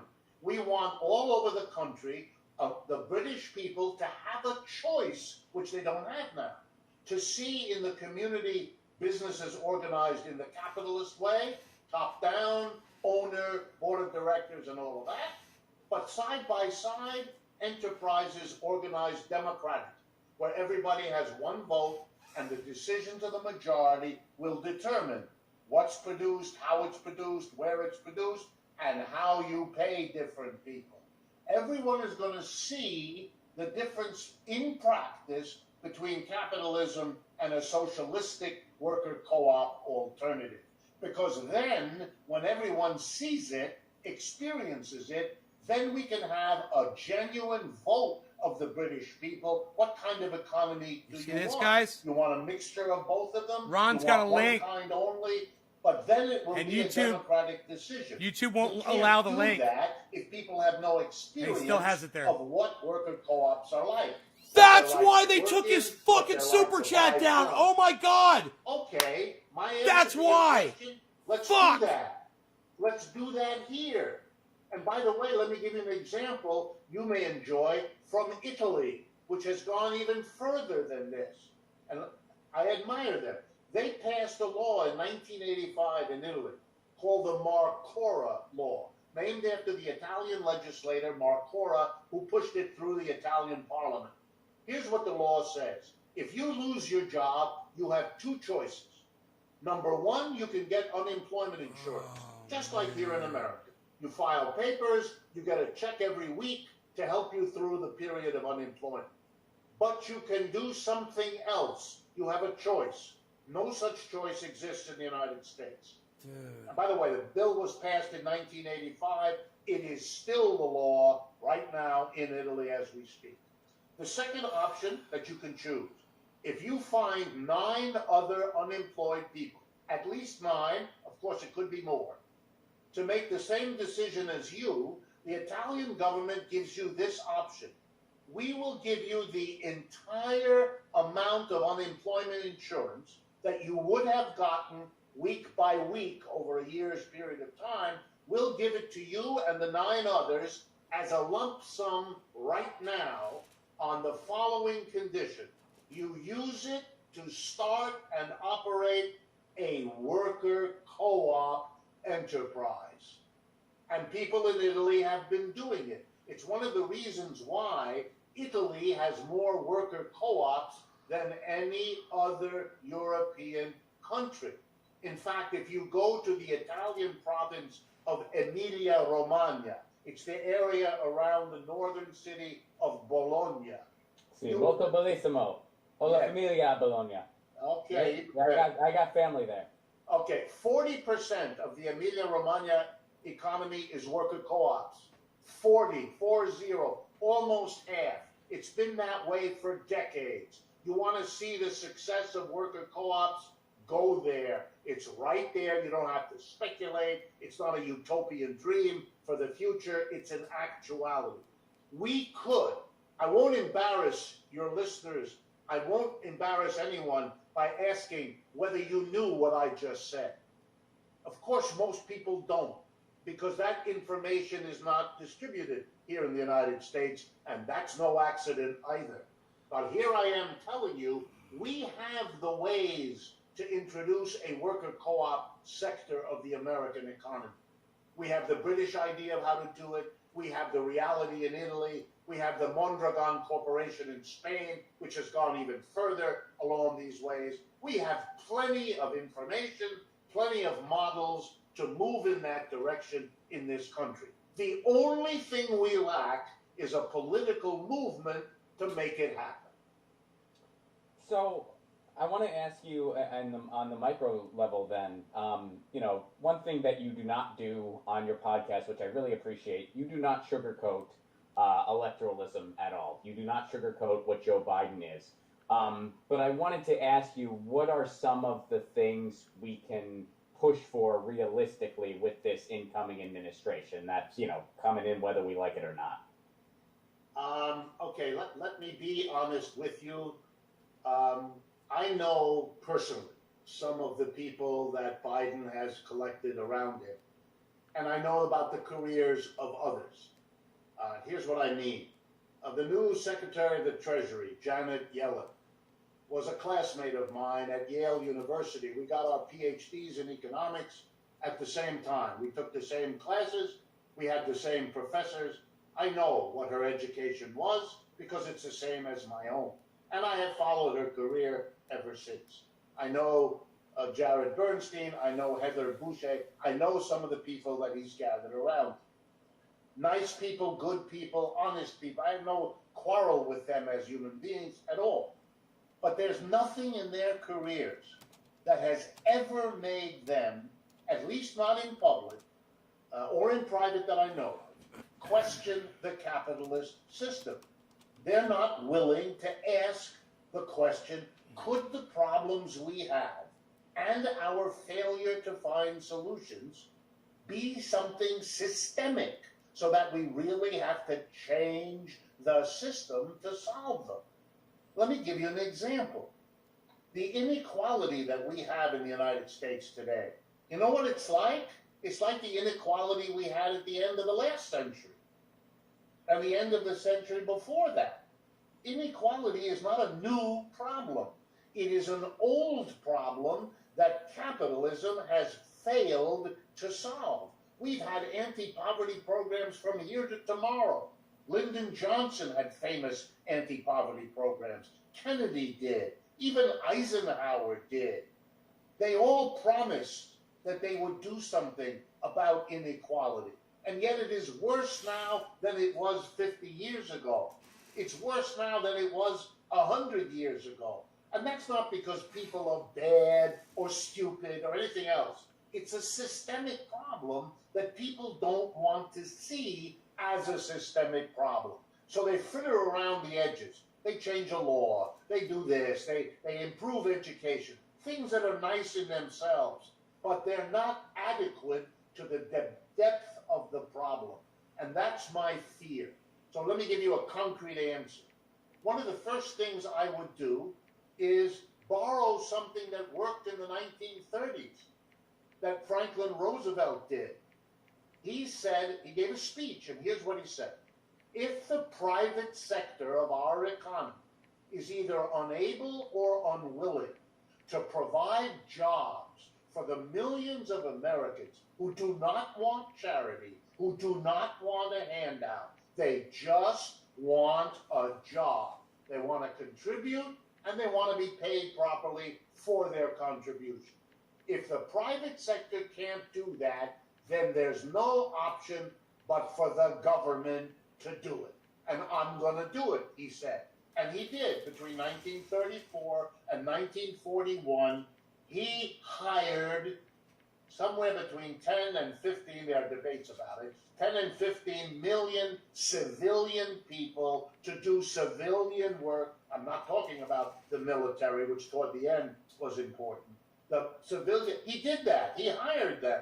He gave them a job. He gave them the self-esteem and respect that goes with a job. He paid them a decent salary so they could keep their homes and take care of their families. You want to know what we ought to have done 18 months, 10 months ago? We should have done that. Trump should have done that. He didn't do it. If Mr. Biden comes in and he doesn't do it either, then what he is doing is telling the American people, yeah, you got rid of Trump, but what you got in its place when it comes to the real basic things you need isn't all that much better. Yeah, Biden will give you a $2,000 check, whereas the Republicans only wanted to give you $600. Sure, $2,000 is more and better than $600. But if you know, as I do, that the average amount of unpaid rent by people who are behind in their rent is currently over $5,000, you will understand that giving them two is not the solution. It's like throwing a quarter into the hand of a beggar on the street. Is it better than nothing? You bet. Does it solve his problem? Not even close. And you have to face that. And my fear is they're not going to do that. They're not going to face, for example, the problem that we have hundreds of thousands of homeless people in the United States right now. And we have hundreds of thousands of homes and apartments sitting empty. There is no excuse for those two things to sit side by side. That's the capitalist system that makes it this irrationality necessary, because the landlord has to have rent and those poor people don't have the money to pay the rent, so the homeless people sit across the street staring at the empty apartments. But that's a systemic problem. A system that can't give everybody food, clothing, and shelter has just proven itself to be an unjustified burden on the human race. So, yeah, and a statistic that you point out on your show that I think is so staggering that this piggybacks on everything you just said. And yeah, I heard this first on your show. Since the pandemic, there are 1 million less people providing public services. During a pandemic where it's needed the most, there's 1 million less. Like, it's calling it backwards is an understatement. There's not a word for how ridiculous that is. Well, and look at the way our system is set up. If you have masses of people unemployed for whatever reason, those people, because they're not earning a job, the company's not doing well, because that's why they got fired in the first place. So those people don't pay taxes the way they used to. The businesses don't pay taxes. So the money coming in to fund public services is exhausted. So people are unemployed. They need more help from the government, not less. But you've set up a system where the government is able to give less services as the people. This is an organization that is so dysfunctional that the amazing thing, which I expect historians in the future, looking back on this period, they're going to scratch their heads and say, how could those people have allowed such a dysfunctional system to last as long as it did? Yeah. So I know you got an out here. Do you have a couple more minutes? I wanted to share one story with you. All right, because my show is called Get Your News On with Ron. Usually I share a story with my guests that I kind of picked out especially for them. And I got one especially for you. You may have heard about this already, or you may not have. I look forward to finding out. But one thing about me, you may or may not know, I'm a big music guy. I love music. I play guitar. And here's some news that I'm hoping you might appreciate that I just found out about recently. And this concerns a guitar company called Taylor. Taylor Guitar announces complete transition of ownership to its employees. Did you hear about this? Yes, I did. Okay. I thought it'd be cool if maybe you didn't, where you're just like, I didn't know that. This is going to be in the podcast. But yeah, so Taylor Guitars, and what they're doing is it's called an ESOP, where basically employees just own the company. And the folks who run it, they're hoping to kind of hand it off that way. And here's a statement from the company CEO. I don't think ESOPs are right for every company, but they're going for it. But an ESOP Hi, is Jessica. good for people who want to stay involved with their Hey, company. James. It's good for people who Hey, care about BJ the Butts. business and care about helping their employees grow their wealth. What's up, guys? So what's your take Welcome on to the this? show. Is this a step in the right direction? Is this kind of an example of doing better? Yes, I should explain to folks, ESOPs, ESOP, have been around for quite a while. It stands for Employee Stock Ownership Program. And it's been around for a while. And here's the logic that may intrigue your audience. Think of a company. I'll make one up. Mr. and Mrs. Smith start a company, and they spend their lives building it up. It starts small, Mr. and Mrs. Smith and 2 or 3 friends. But over time, they work hard, they're successful, the company grows. And now Mr. and Mrs. Smith have reached 65. The company has 200 employees. Mr. and Mrs. Smith hired every one of them. They're local people, they know them, they know their families. It's a successful business. But they've had enough, and their children don't want to work in the business. They've gone on to other lives and other kinds of work. So Mr. and Mrs. Smith have a problem. What are they going to do? They could close the business. But you know, they spent their whole lives building that business. They don't want to close it. It's successful, it's profitable, and they know that if they close it, it's not just the end of the business for them, but it's the 200 families that depend on that business that are going to be out of luck. They don't want to do that. Okay, what's their second option? They could sell the business to somebody else. But the problem is, what will that person do? They might close it. They might merge it with somebody. And they might therefore screw those 200 people that they personally know. So they don't want to do that either. And they don't want to become a public company with shareholders because, again, they don't know what those shareholders will do. How could they keep the business going, honoring the 200 people who've given lives to this business, like they have, honor the community that has supported them? Answer, an ESOP, sell your company to the workers. They don't want it to go away because it's their livelihood. They don't want the community in which they live and upon which they depend to be hobbled by no longer getting tax revenue from this business. So if you want the business to survive, if you want the jobs to survive, if you want the community not to lose an asset, then the best thing you can do is sell the company to your own workers. And that's what's motivating people all over the United States, as well as in this case in Mexico, to do this kind of thing. And I think you're going to be seeing more and more, because I think companies are going to see that as a better option for what to do with a business than the alternatives that capitalism has presented to them.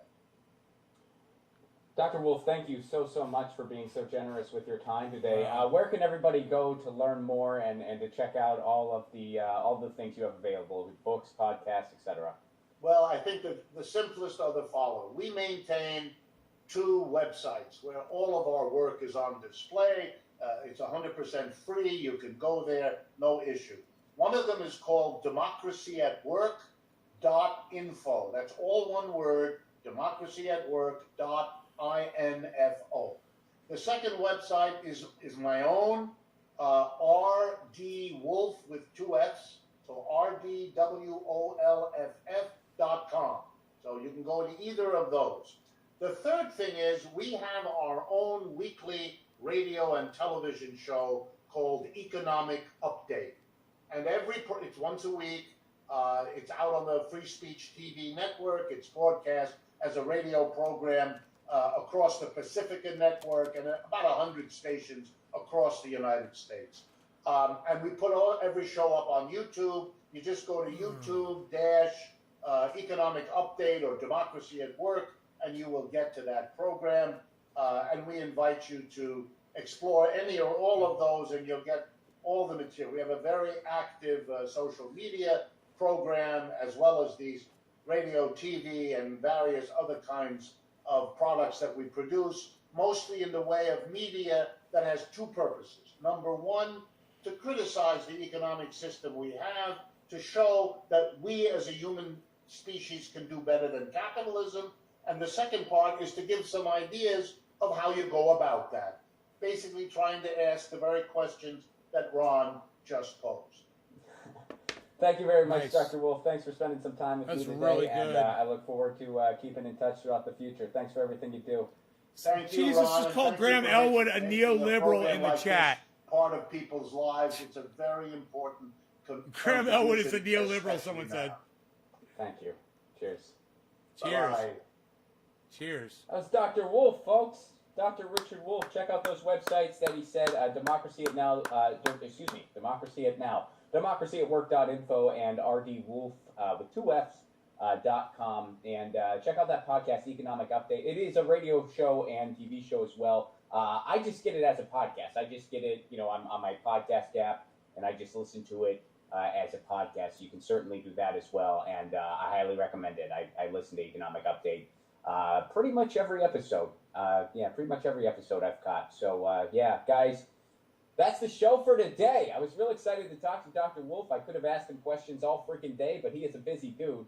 So I'm glad we got to chat with him and pick his brain for a little while there. Tomorrow we'll be back with Lady Bunny. I can't wait to talk to her. I've been trying to get her on the show for a while, and she's going to be on the show tomorrow. You might know her from RuPaul's Drag Race, or you might know her just by being a huge lefty on Twitter. Her Twitter account's great, and we're going to be talking with her tomorrow. That happens at 2 p.m. Eastern, 11 a.m. Pacific. Again, folks, I know I mentioned this. Right now, the show is demonetized. I'm working on changing that. We're going through some transitions tech-wise, and hopefully that's fixed up soon. But until it is, the best way to support this show, if you are able, patreon.com/Ron Placone. If you're on stable ground financially, patreon.com/Ron Placone for Give What You Can level. You get all kinds of cool content.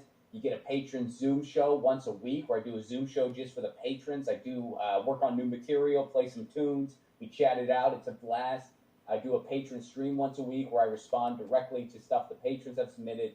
And I'll make your own theme song. People have been loving that. You guys know the Get Your News On with Ron theme song. I make theme songs just for the patrons. All you got to do is ask for one, and you get all that for literally a Give What You Can level. Whatever you're comfortable giving. There are no tiers on my Patreon. It's whatever you're comfortable giving. So if you got an extra $1 or $2 a month, it does go a long way, and it helps keep this show on the air, especially now. Or if you want to make a one-time thing, my Venmo is Ron-Placone.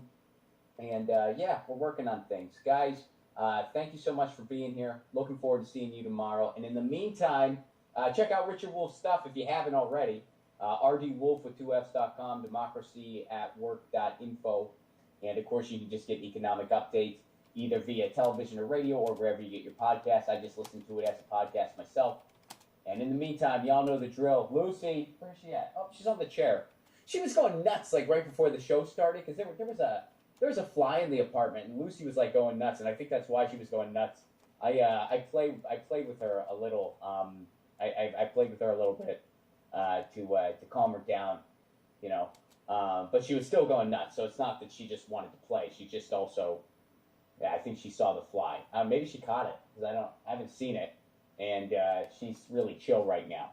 So either the fly wore her out, or I don't know. But you know the drill. Lucy says, meow, get the fly. Lucy says, meow, and I say peace. Peace.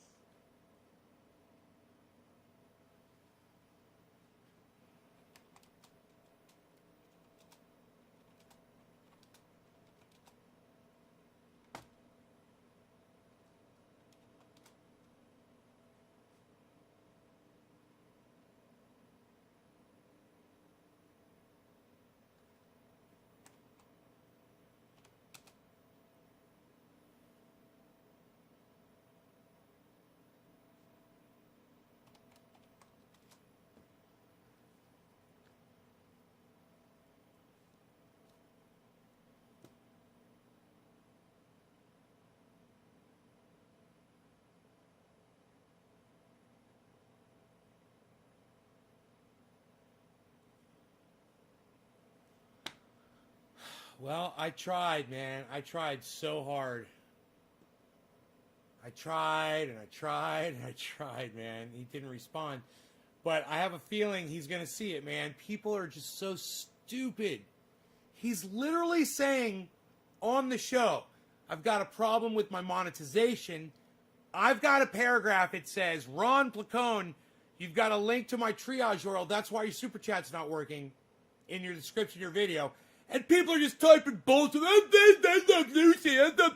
And my shit keeps flying by. I could have just typed it one time if everybody just sat there. And he would have fucking seen it. I had to spam it and spam it and spam it.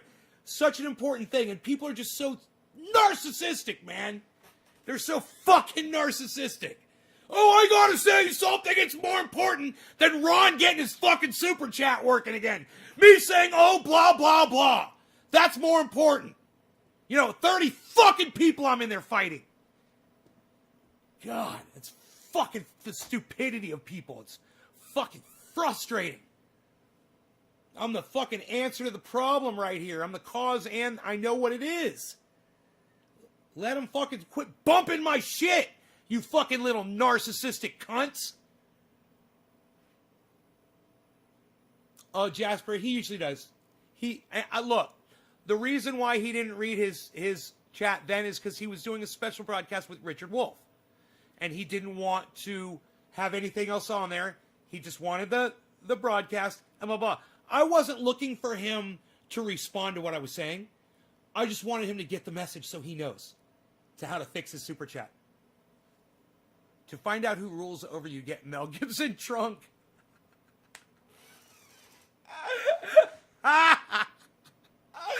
That's fucking hilarious. Oh, those Jews are at it again. So funny. All right, so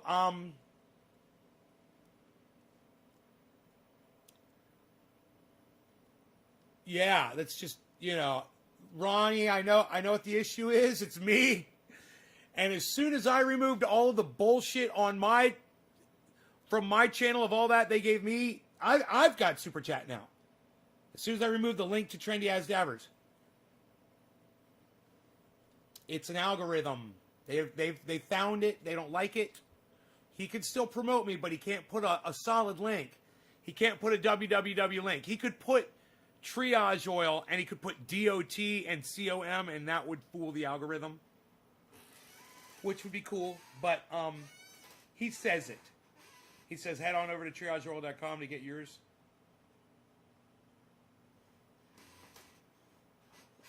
I don't know, man. I thought that was pretty cool that he had Dr. Richard Wolff on there. Fucking crazy.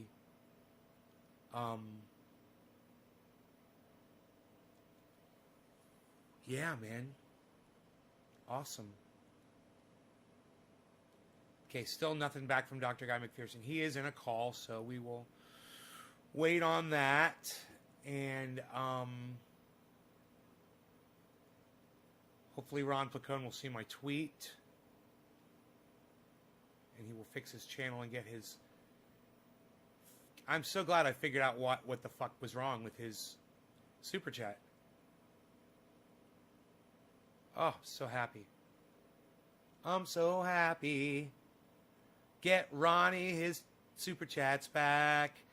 He must have started linking triage oil and didn't know. Ugh. He didn't know. He just didn't know. It's okay that he didn't know.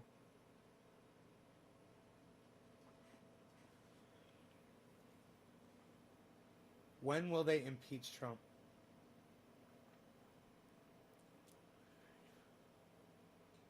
Burp.com says Damon.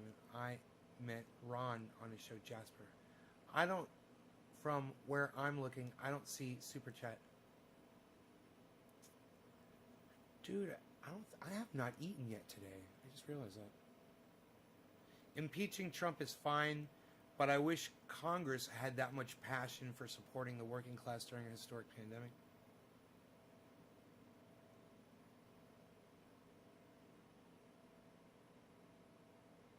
They don't. They're politicians. Support no politician and hold them all accountable. Don't support any of them. They're all a bunch of fucking liars. I'm so happy that you love me. Facebook deleted Press TV.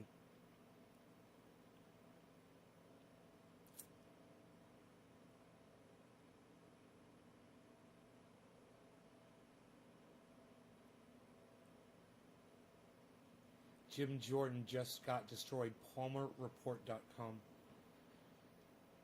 Manchin thinks he's president.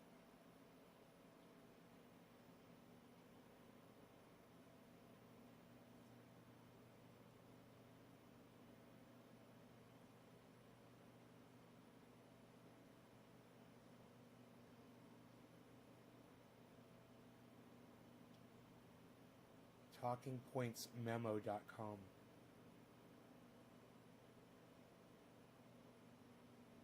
Talking Points Memo, isn't that Bill O'Reilly? The president deliberately withheld aid to combat the insurrection? Is that Bill O'Reilly saying that? Dude, this would be huge if this is Bill O'Reilly.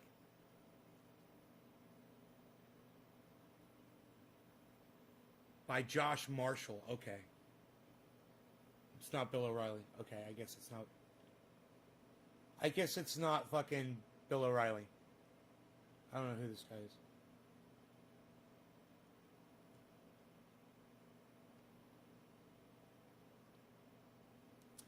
You know, they'll investigate it, and if he's guilty, they'll find it.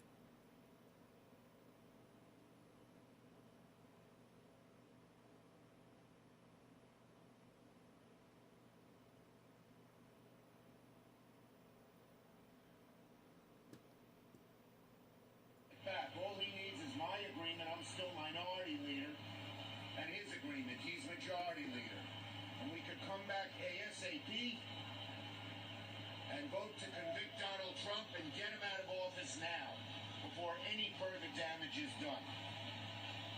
The legislation that passed in 2004 puts a dagger through the heart of this idea that you need unanimous consent for every senator to call back the office.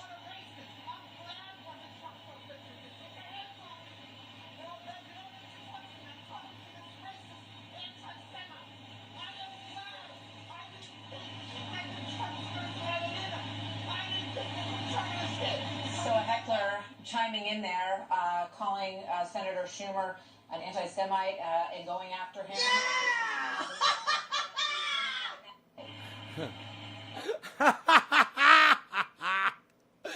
I have a feeling all independent media shows will be rapidly demonetized and removed from web services. All independent media. You know, they just need to learn. I should teach a class, man. I should teach a class on how to avoid the algorithms and stay alive on social media. I mean, you know, I know they want to put, this is really interesting. What is this? This is really cool right here. What is this? This is an little monitor. I can put it anywhere. I love it. So I'm looking right at you. You like this? I'm looking right at you. Wow. What? Can I make it bigger? Exit minimized video. How did I do minimized video? How did I do minimized video? I love this. I can put it anywhere. I can put my monitor anywhere now. I had no idea. This makes my software so much better. Because I always have to have my camera up so I can see what you guys see. And now I got this little mini monitor. I can just move it around. I don't have to have all this other crap up. It's great, man. If I could just see my bandwidth there too, that would make it even better. Oh, look, I could put the fucking... Dude, I could put that thing... I could table that, and I still got my mini monitor. I love it. Oh, this is so cool. Now, how do you resize the mini monitor? I want to resize it. Why can't I make it bigger? That would be cool. Why can't I? They'll probably make it so you can do that. They haven't got to that yet, but it's still cool. Anyhow, there's probably a place to do it. What's this? Hide video? Show video. Okay. And right-clicking in it does nothing.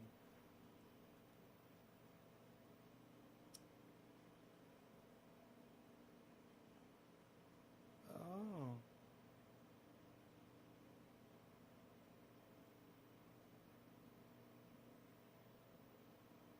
Look at you guys liking my tweets. I love it. Very good. Very good. You're very good, yo. Yo. You're all very good people, yo. You're very good.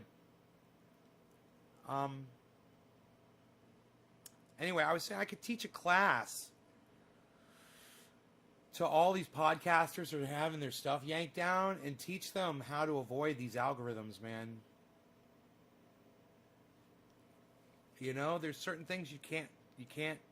And you know who else could do it? H.A. Goodman. In fact, I could have H.A. Goodman on my podcast and we could do an interview where we talk about ways to avoid getting your channel shut down. You know, he knows them all. And look what I just did. I just went and helped Ron Placone. It was because he had a link to my website.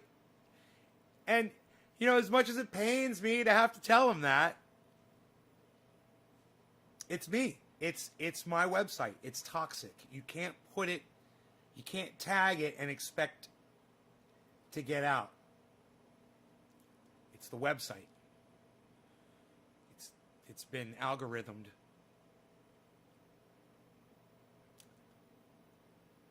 Okay, Ron is tweeting.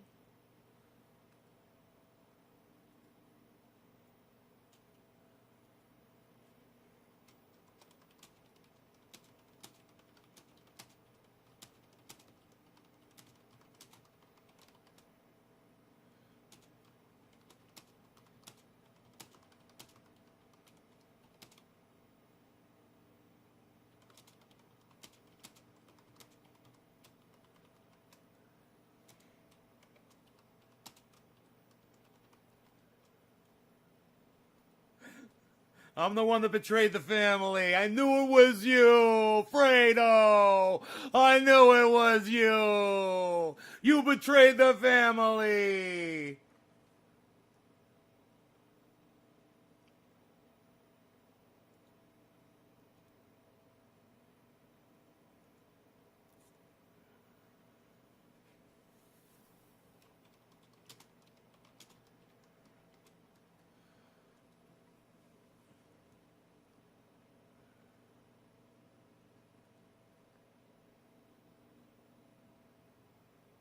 I knew it was me. I knew it was me. I feel so shameful. I'm sure he's going to see that really quick. I've messaged him. I fucking popped it all over his chat. We tweeted it at him.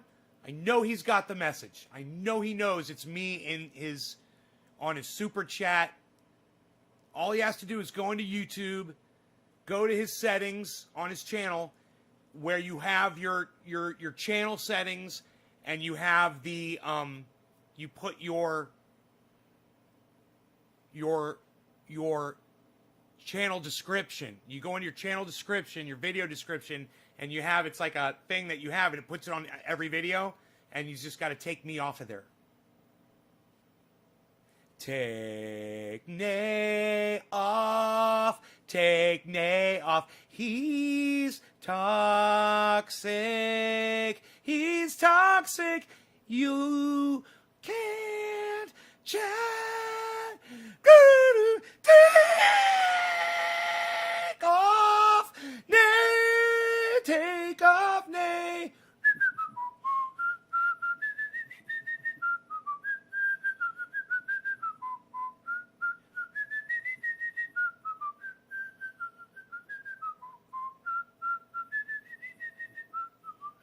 No, 100, 202, we're not all Americans, and fuck your fucking stupid flag. We're not all Americans. You know, there's people in here who are not Americans, you fucking idiot. Did you realize that? You ever think about that? Mr. fucking flag waver? That's you, bro. In the end, we're all Americans? What? At the end of the day, we're all Americans. What? With your fucking stupid-ass flag bullshit? What? Yeah, we're all people, man. Vermont bred Smith gets it. We're all people. There's people in here that aren't from America. They might not have even been to this country. They're not Americans. You know, we're not all Americans. You're a fucking liar. That's what you are. You're a fucking liar and a flag waver. Isn't it funny? Isn't that funny how that worked like that?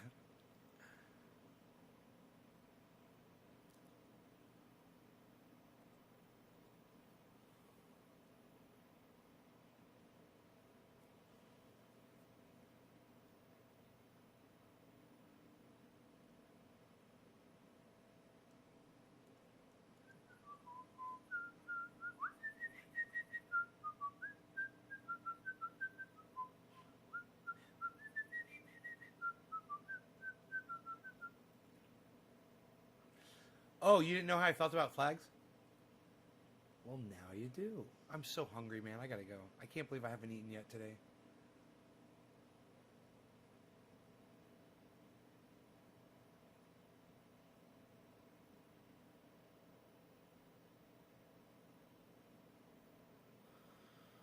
Oh, you guys are a fantastic audience. I love you so much, and I will see you on the next one. All right? Exit minimized video. What's this? Stop video. Will that turn off the show? I guess I'll just try it. All right, you guys, take care. Check out my friend Ron Pacone. Hopefully he'll fix his super chat. It's all my fault. I knew it was me. I knew it was me the whole time. I knew it was me the whole time. Graham Elwood just put up some content. What? Graham Elwood, YouTube content. Go check it out. Graham Elwood. God hates flags. I love that, Jasper. Bro, I'm retweeting that. Oh, that's fucking great. I love that, man. Dude, I wish I wrote that. God hates flags. Fucking dude. So fucking perfect. All right, I gotta go. You guys take care. I gotta go eat. I'll see you on Twitter. I will see you on Twitter. I will be looking for you on the Twitter. Looking for you in the Twitsphere. All right, bye, guys. Oh, let's try to end this. Stop video. Oh, it goes to that? It didn't really stop. It didn't. Oh, it stops the video on the monitor, but it doesn't stop the video on here. Okay, I would mute my audio. Hey, is my audio muted? Hey, can you guys, you are muted. Press Alt-A to unmute your microphone, or hold space key to temporarily unmute. Can you guys hear me? Can you guys hear me right now? Hold up a number, just press number 6 if you can hear me. Press number 6 if you can hear me. Press number 6 if you can hear me. Was I muted? Did that mute me right there? Did that mute my mic? Oh, you heard me? Ah, you could hear me. Ah, that didn't mute me. What is that? It doesn't work. Okay, it's good to know. Good to know. Okay, exit minimized video. Oh, because that was from Zoom. Oh, that'd be so cool, though, to have that in... I see. I had Zoom. Oh, it's when you table Zoom, it goes to minimized mode. I gotcha. I gotcha. I gotcha. All right, let's kill the Zoom chat. End meeting for all. Let's kill the Zoom. Rogie, who's my boy? I'm going to pick you up and show you off to everybody before I go. I wonder how much he weighs. I've got a scale right here. I'm going to weigh myself first. According to this thing, I weigh 182, 3. If I lean back, 183. Come here, buddy boy. Come here, Beezel. Good boy. Good boy. Good boy. Come here, Beezel. Oh, I'm just going to weigh you. Ooh. Woo. That's how much you weigh, buddy. I weigh 183. And with you, we weigh...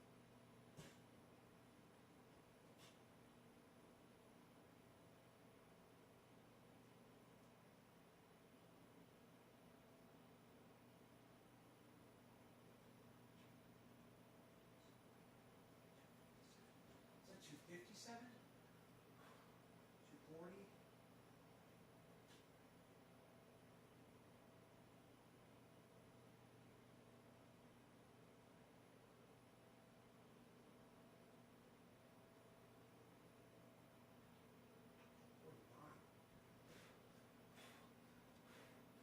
$249. Ugh. $249. Whew. 249 pounds. 249.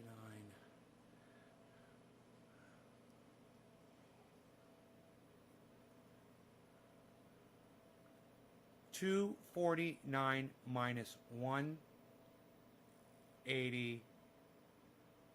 What did I say I was? 183? 66 pounds. Rogie, are you 66 pounds, buddy? Damn, I knew he was heavier, man. Are you a big old boy? Who's a big man? Who's the big? Dude, he's pretty lean. He's not fucking lean. What are you talking about? He's this big, bro.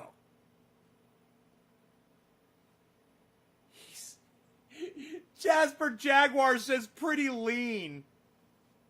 Are you fucking kidding me? He's a fucking pork barrel pig. He's the size of a bookend, bro.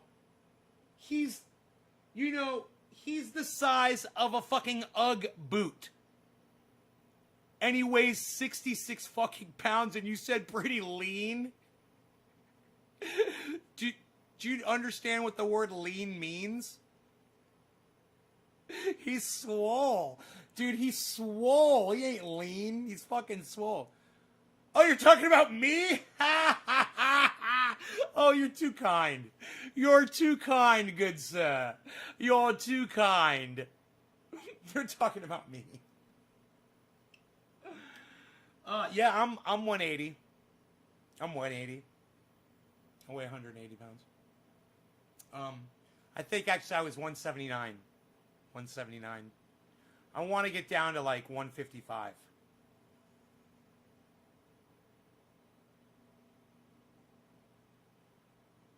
You know? I'd love to get down to 155. I think that's where I need to be. I think I weigh way too much. I do need to be lean. We went for a walk this morning, and the neighbor's dog was out there waiting for us. They played and played and played and had so much fun. And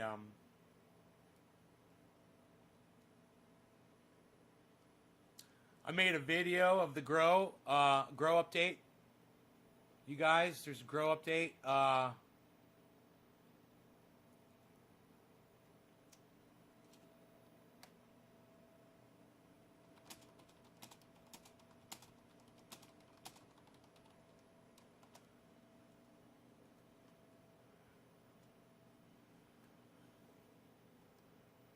Ron Placone got the message, everybody. He just said thank you on.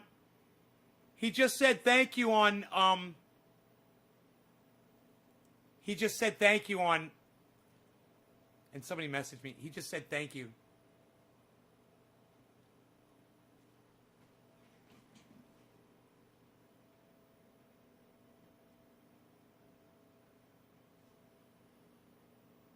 He thinks it's because he made some changes to his channel. He doesn't believe that it's my link.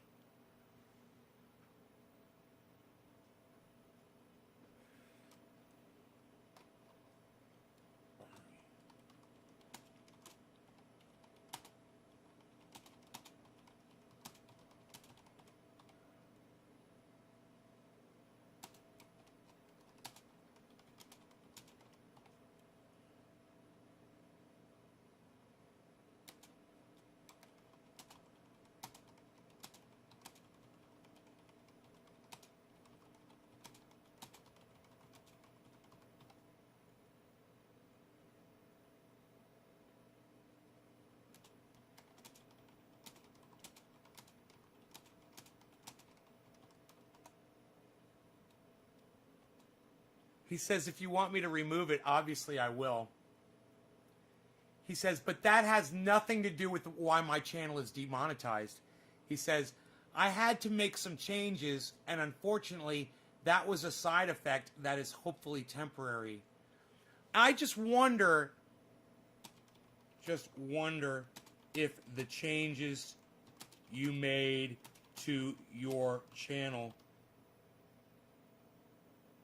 coincided with you adding the link to my website.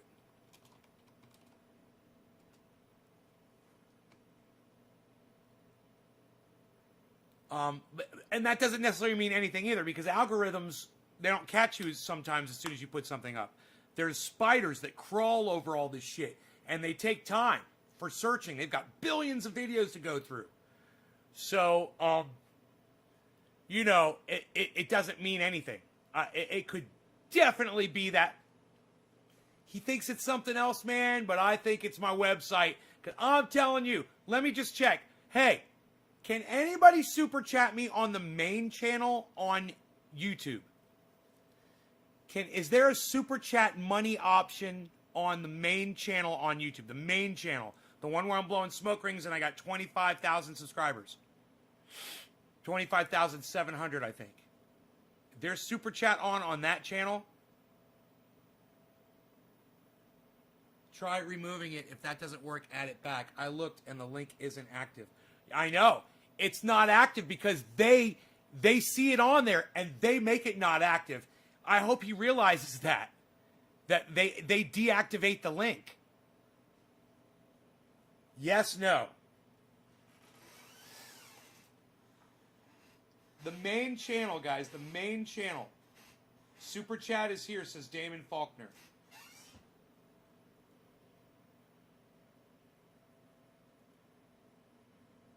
Huh.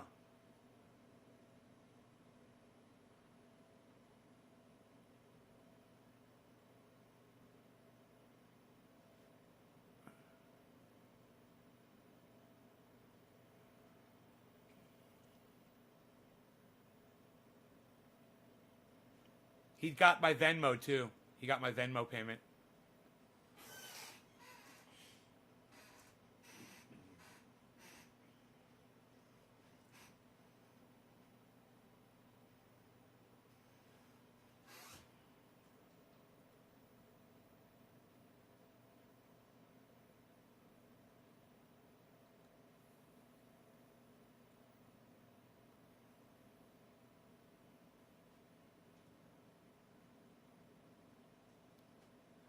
I'm on here, but I don't see super chat options.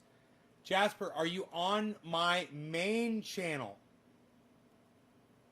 Are you on my channel with 25,600 subscribers? There, I am. I'm right there. Let me see if this video pops up of me live right now.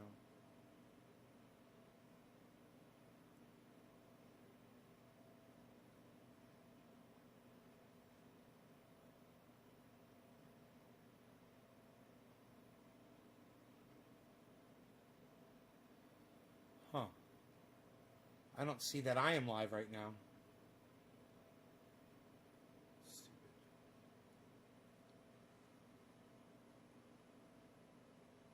Nays Garden, Nays Garden.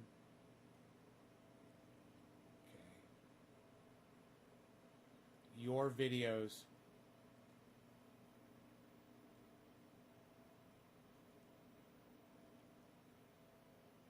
I'm on Trendy Nays. Don't see it.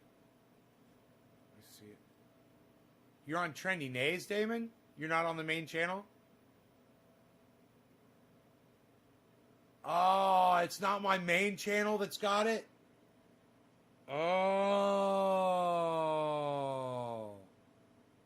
It's on Trendy Nays, Damon says. He wasn't on my main channel. Okay. So, my bad.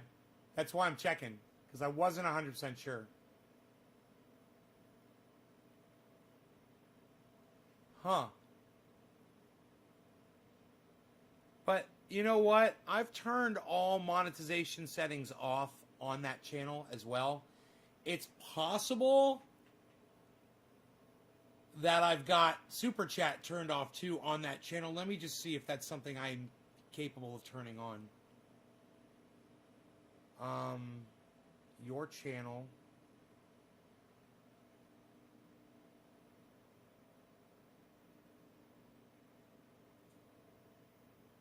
YouTube studio. I'll just go into the studio. Happy birthday, James. Today's your birthday. My birthday too, yeah. It's your birthday. Gonna have a good time. Today is your birthday. Ba-na-na-na-na. Happy birthday to ya. Okay. Monetization. Subtitles, comments, analytics, playlists. Monetization. Here we go. Channel monetization. Earn money from your channel. Memberships. AdSense account active. See agreements. Supers. Fans with you during live streams. See more. I think I found the thing. I think you have to activate it. Manage super chat and super stickers. No, it took me to the help. These idiots took me to the fucking help center. Supers. Here we go. Follow best practices. You may earn super chat revenue by following these tips. Disable super chat. I've got disable super chat on. Turn off super chat. Wait. Close. Hold on. Disable super chat. No, it's on. Okay. Follow best practices. You may earn more super chat. Review your user agreement. Your super chat stickers. Enoch super chatted me. It says J-Bone Omerta super chatted me a whole bunch of times. And someone named Twin Coconuts said, worth the dance.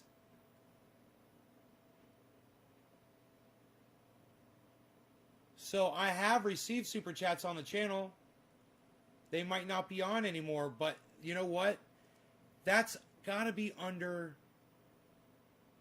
There's memberships here. It says I can start membership offers, upload badges, announce my memberships, post, welcome new members. I can do all that. Membership offers. Overview. Okay. AdSense accounts active. If I go to... It's monetization. Now that just says... Okay, it says monetization. That's where I am, right? I'm in the monetization. It says channel monetization. How do you... You activate it from video advertising. Memberships. Let me see here. Playlist, analytics, dashboard. Let me go to the dashboard. There should be like a monetization thing that I've got turned off. Maybe if I just click it on, it'll allow super chats.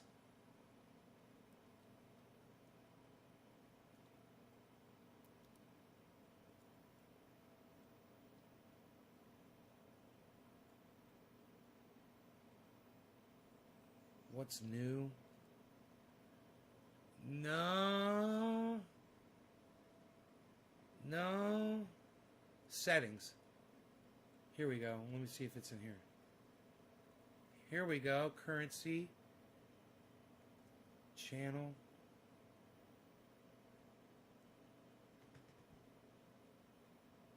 Advanced. Okay. Do you want your channel as made for kids? Don't show potentially inappropriate words. Subscriber count. Advertisements. Disable interest-based ads is checked. Huh.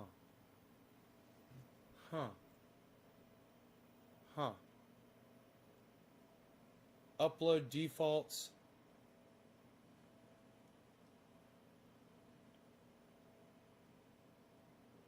Permissions, community,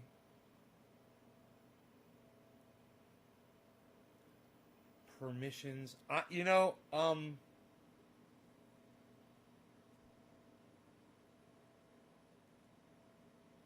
Advanced settings under upload defaults, comments, monetization. Oh, there it is. Here we go. Okay, type of ads, display ads is checked, because you can't uncheck that. It says location during video by default mid-rolls will be placed at natural breakpoints to balance the viewer experience and create revenue. No, not interested in that. So, it says that, hey Karsten, it says that I've got it turned on. Isn't that weird?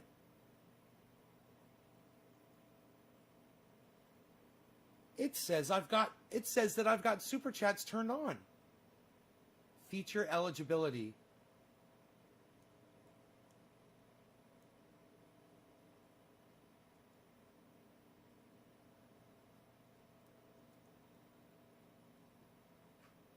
Everything is in check. Everything's got green checks.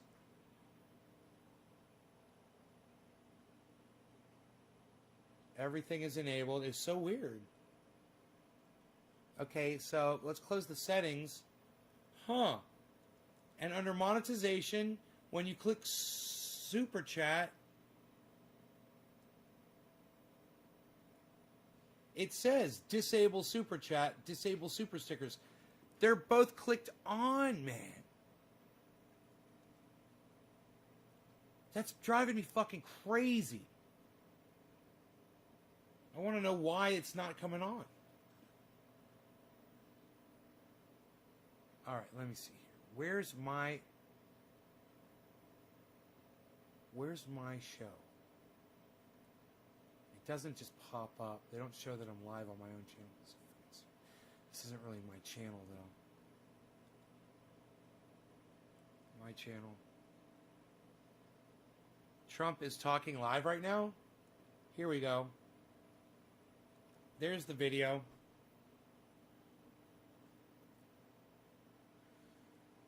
And you guys are wrong. There's Super Chat. Here we go. There's Super Chat right there, son.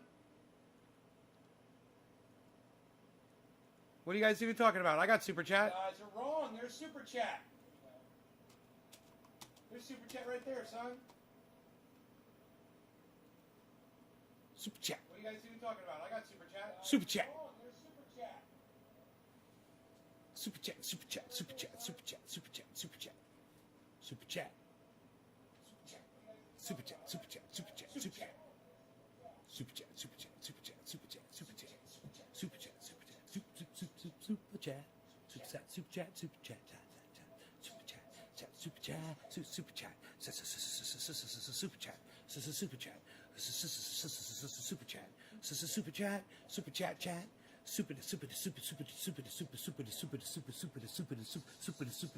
Chat, Super Chat, Super Chat, Super Chat, Super Chat.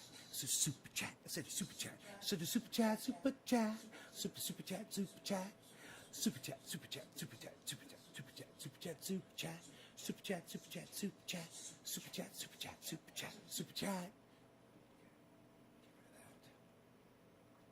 are you guys talking about? I got Super Chat on.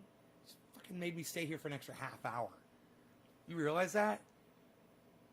Because I didn't move to the main channel. Dude, who is...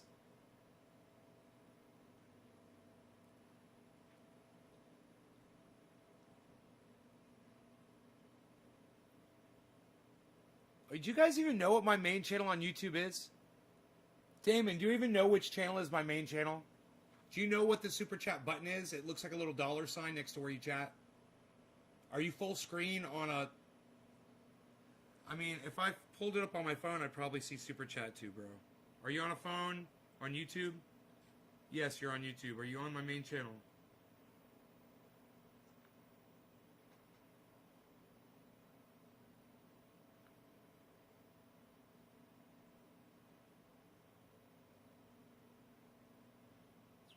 Nothing's going on here.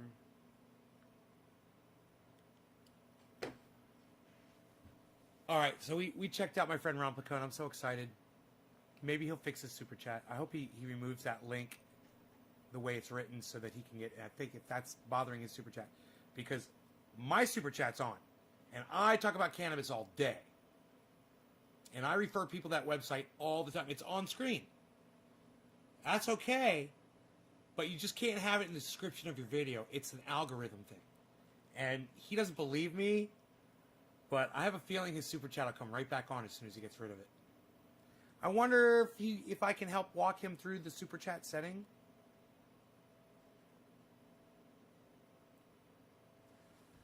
I don't have his phone number. I wish I could just call him,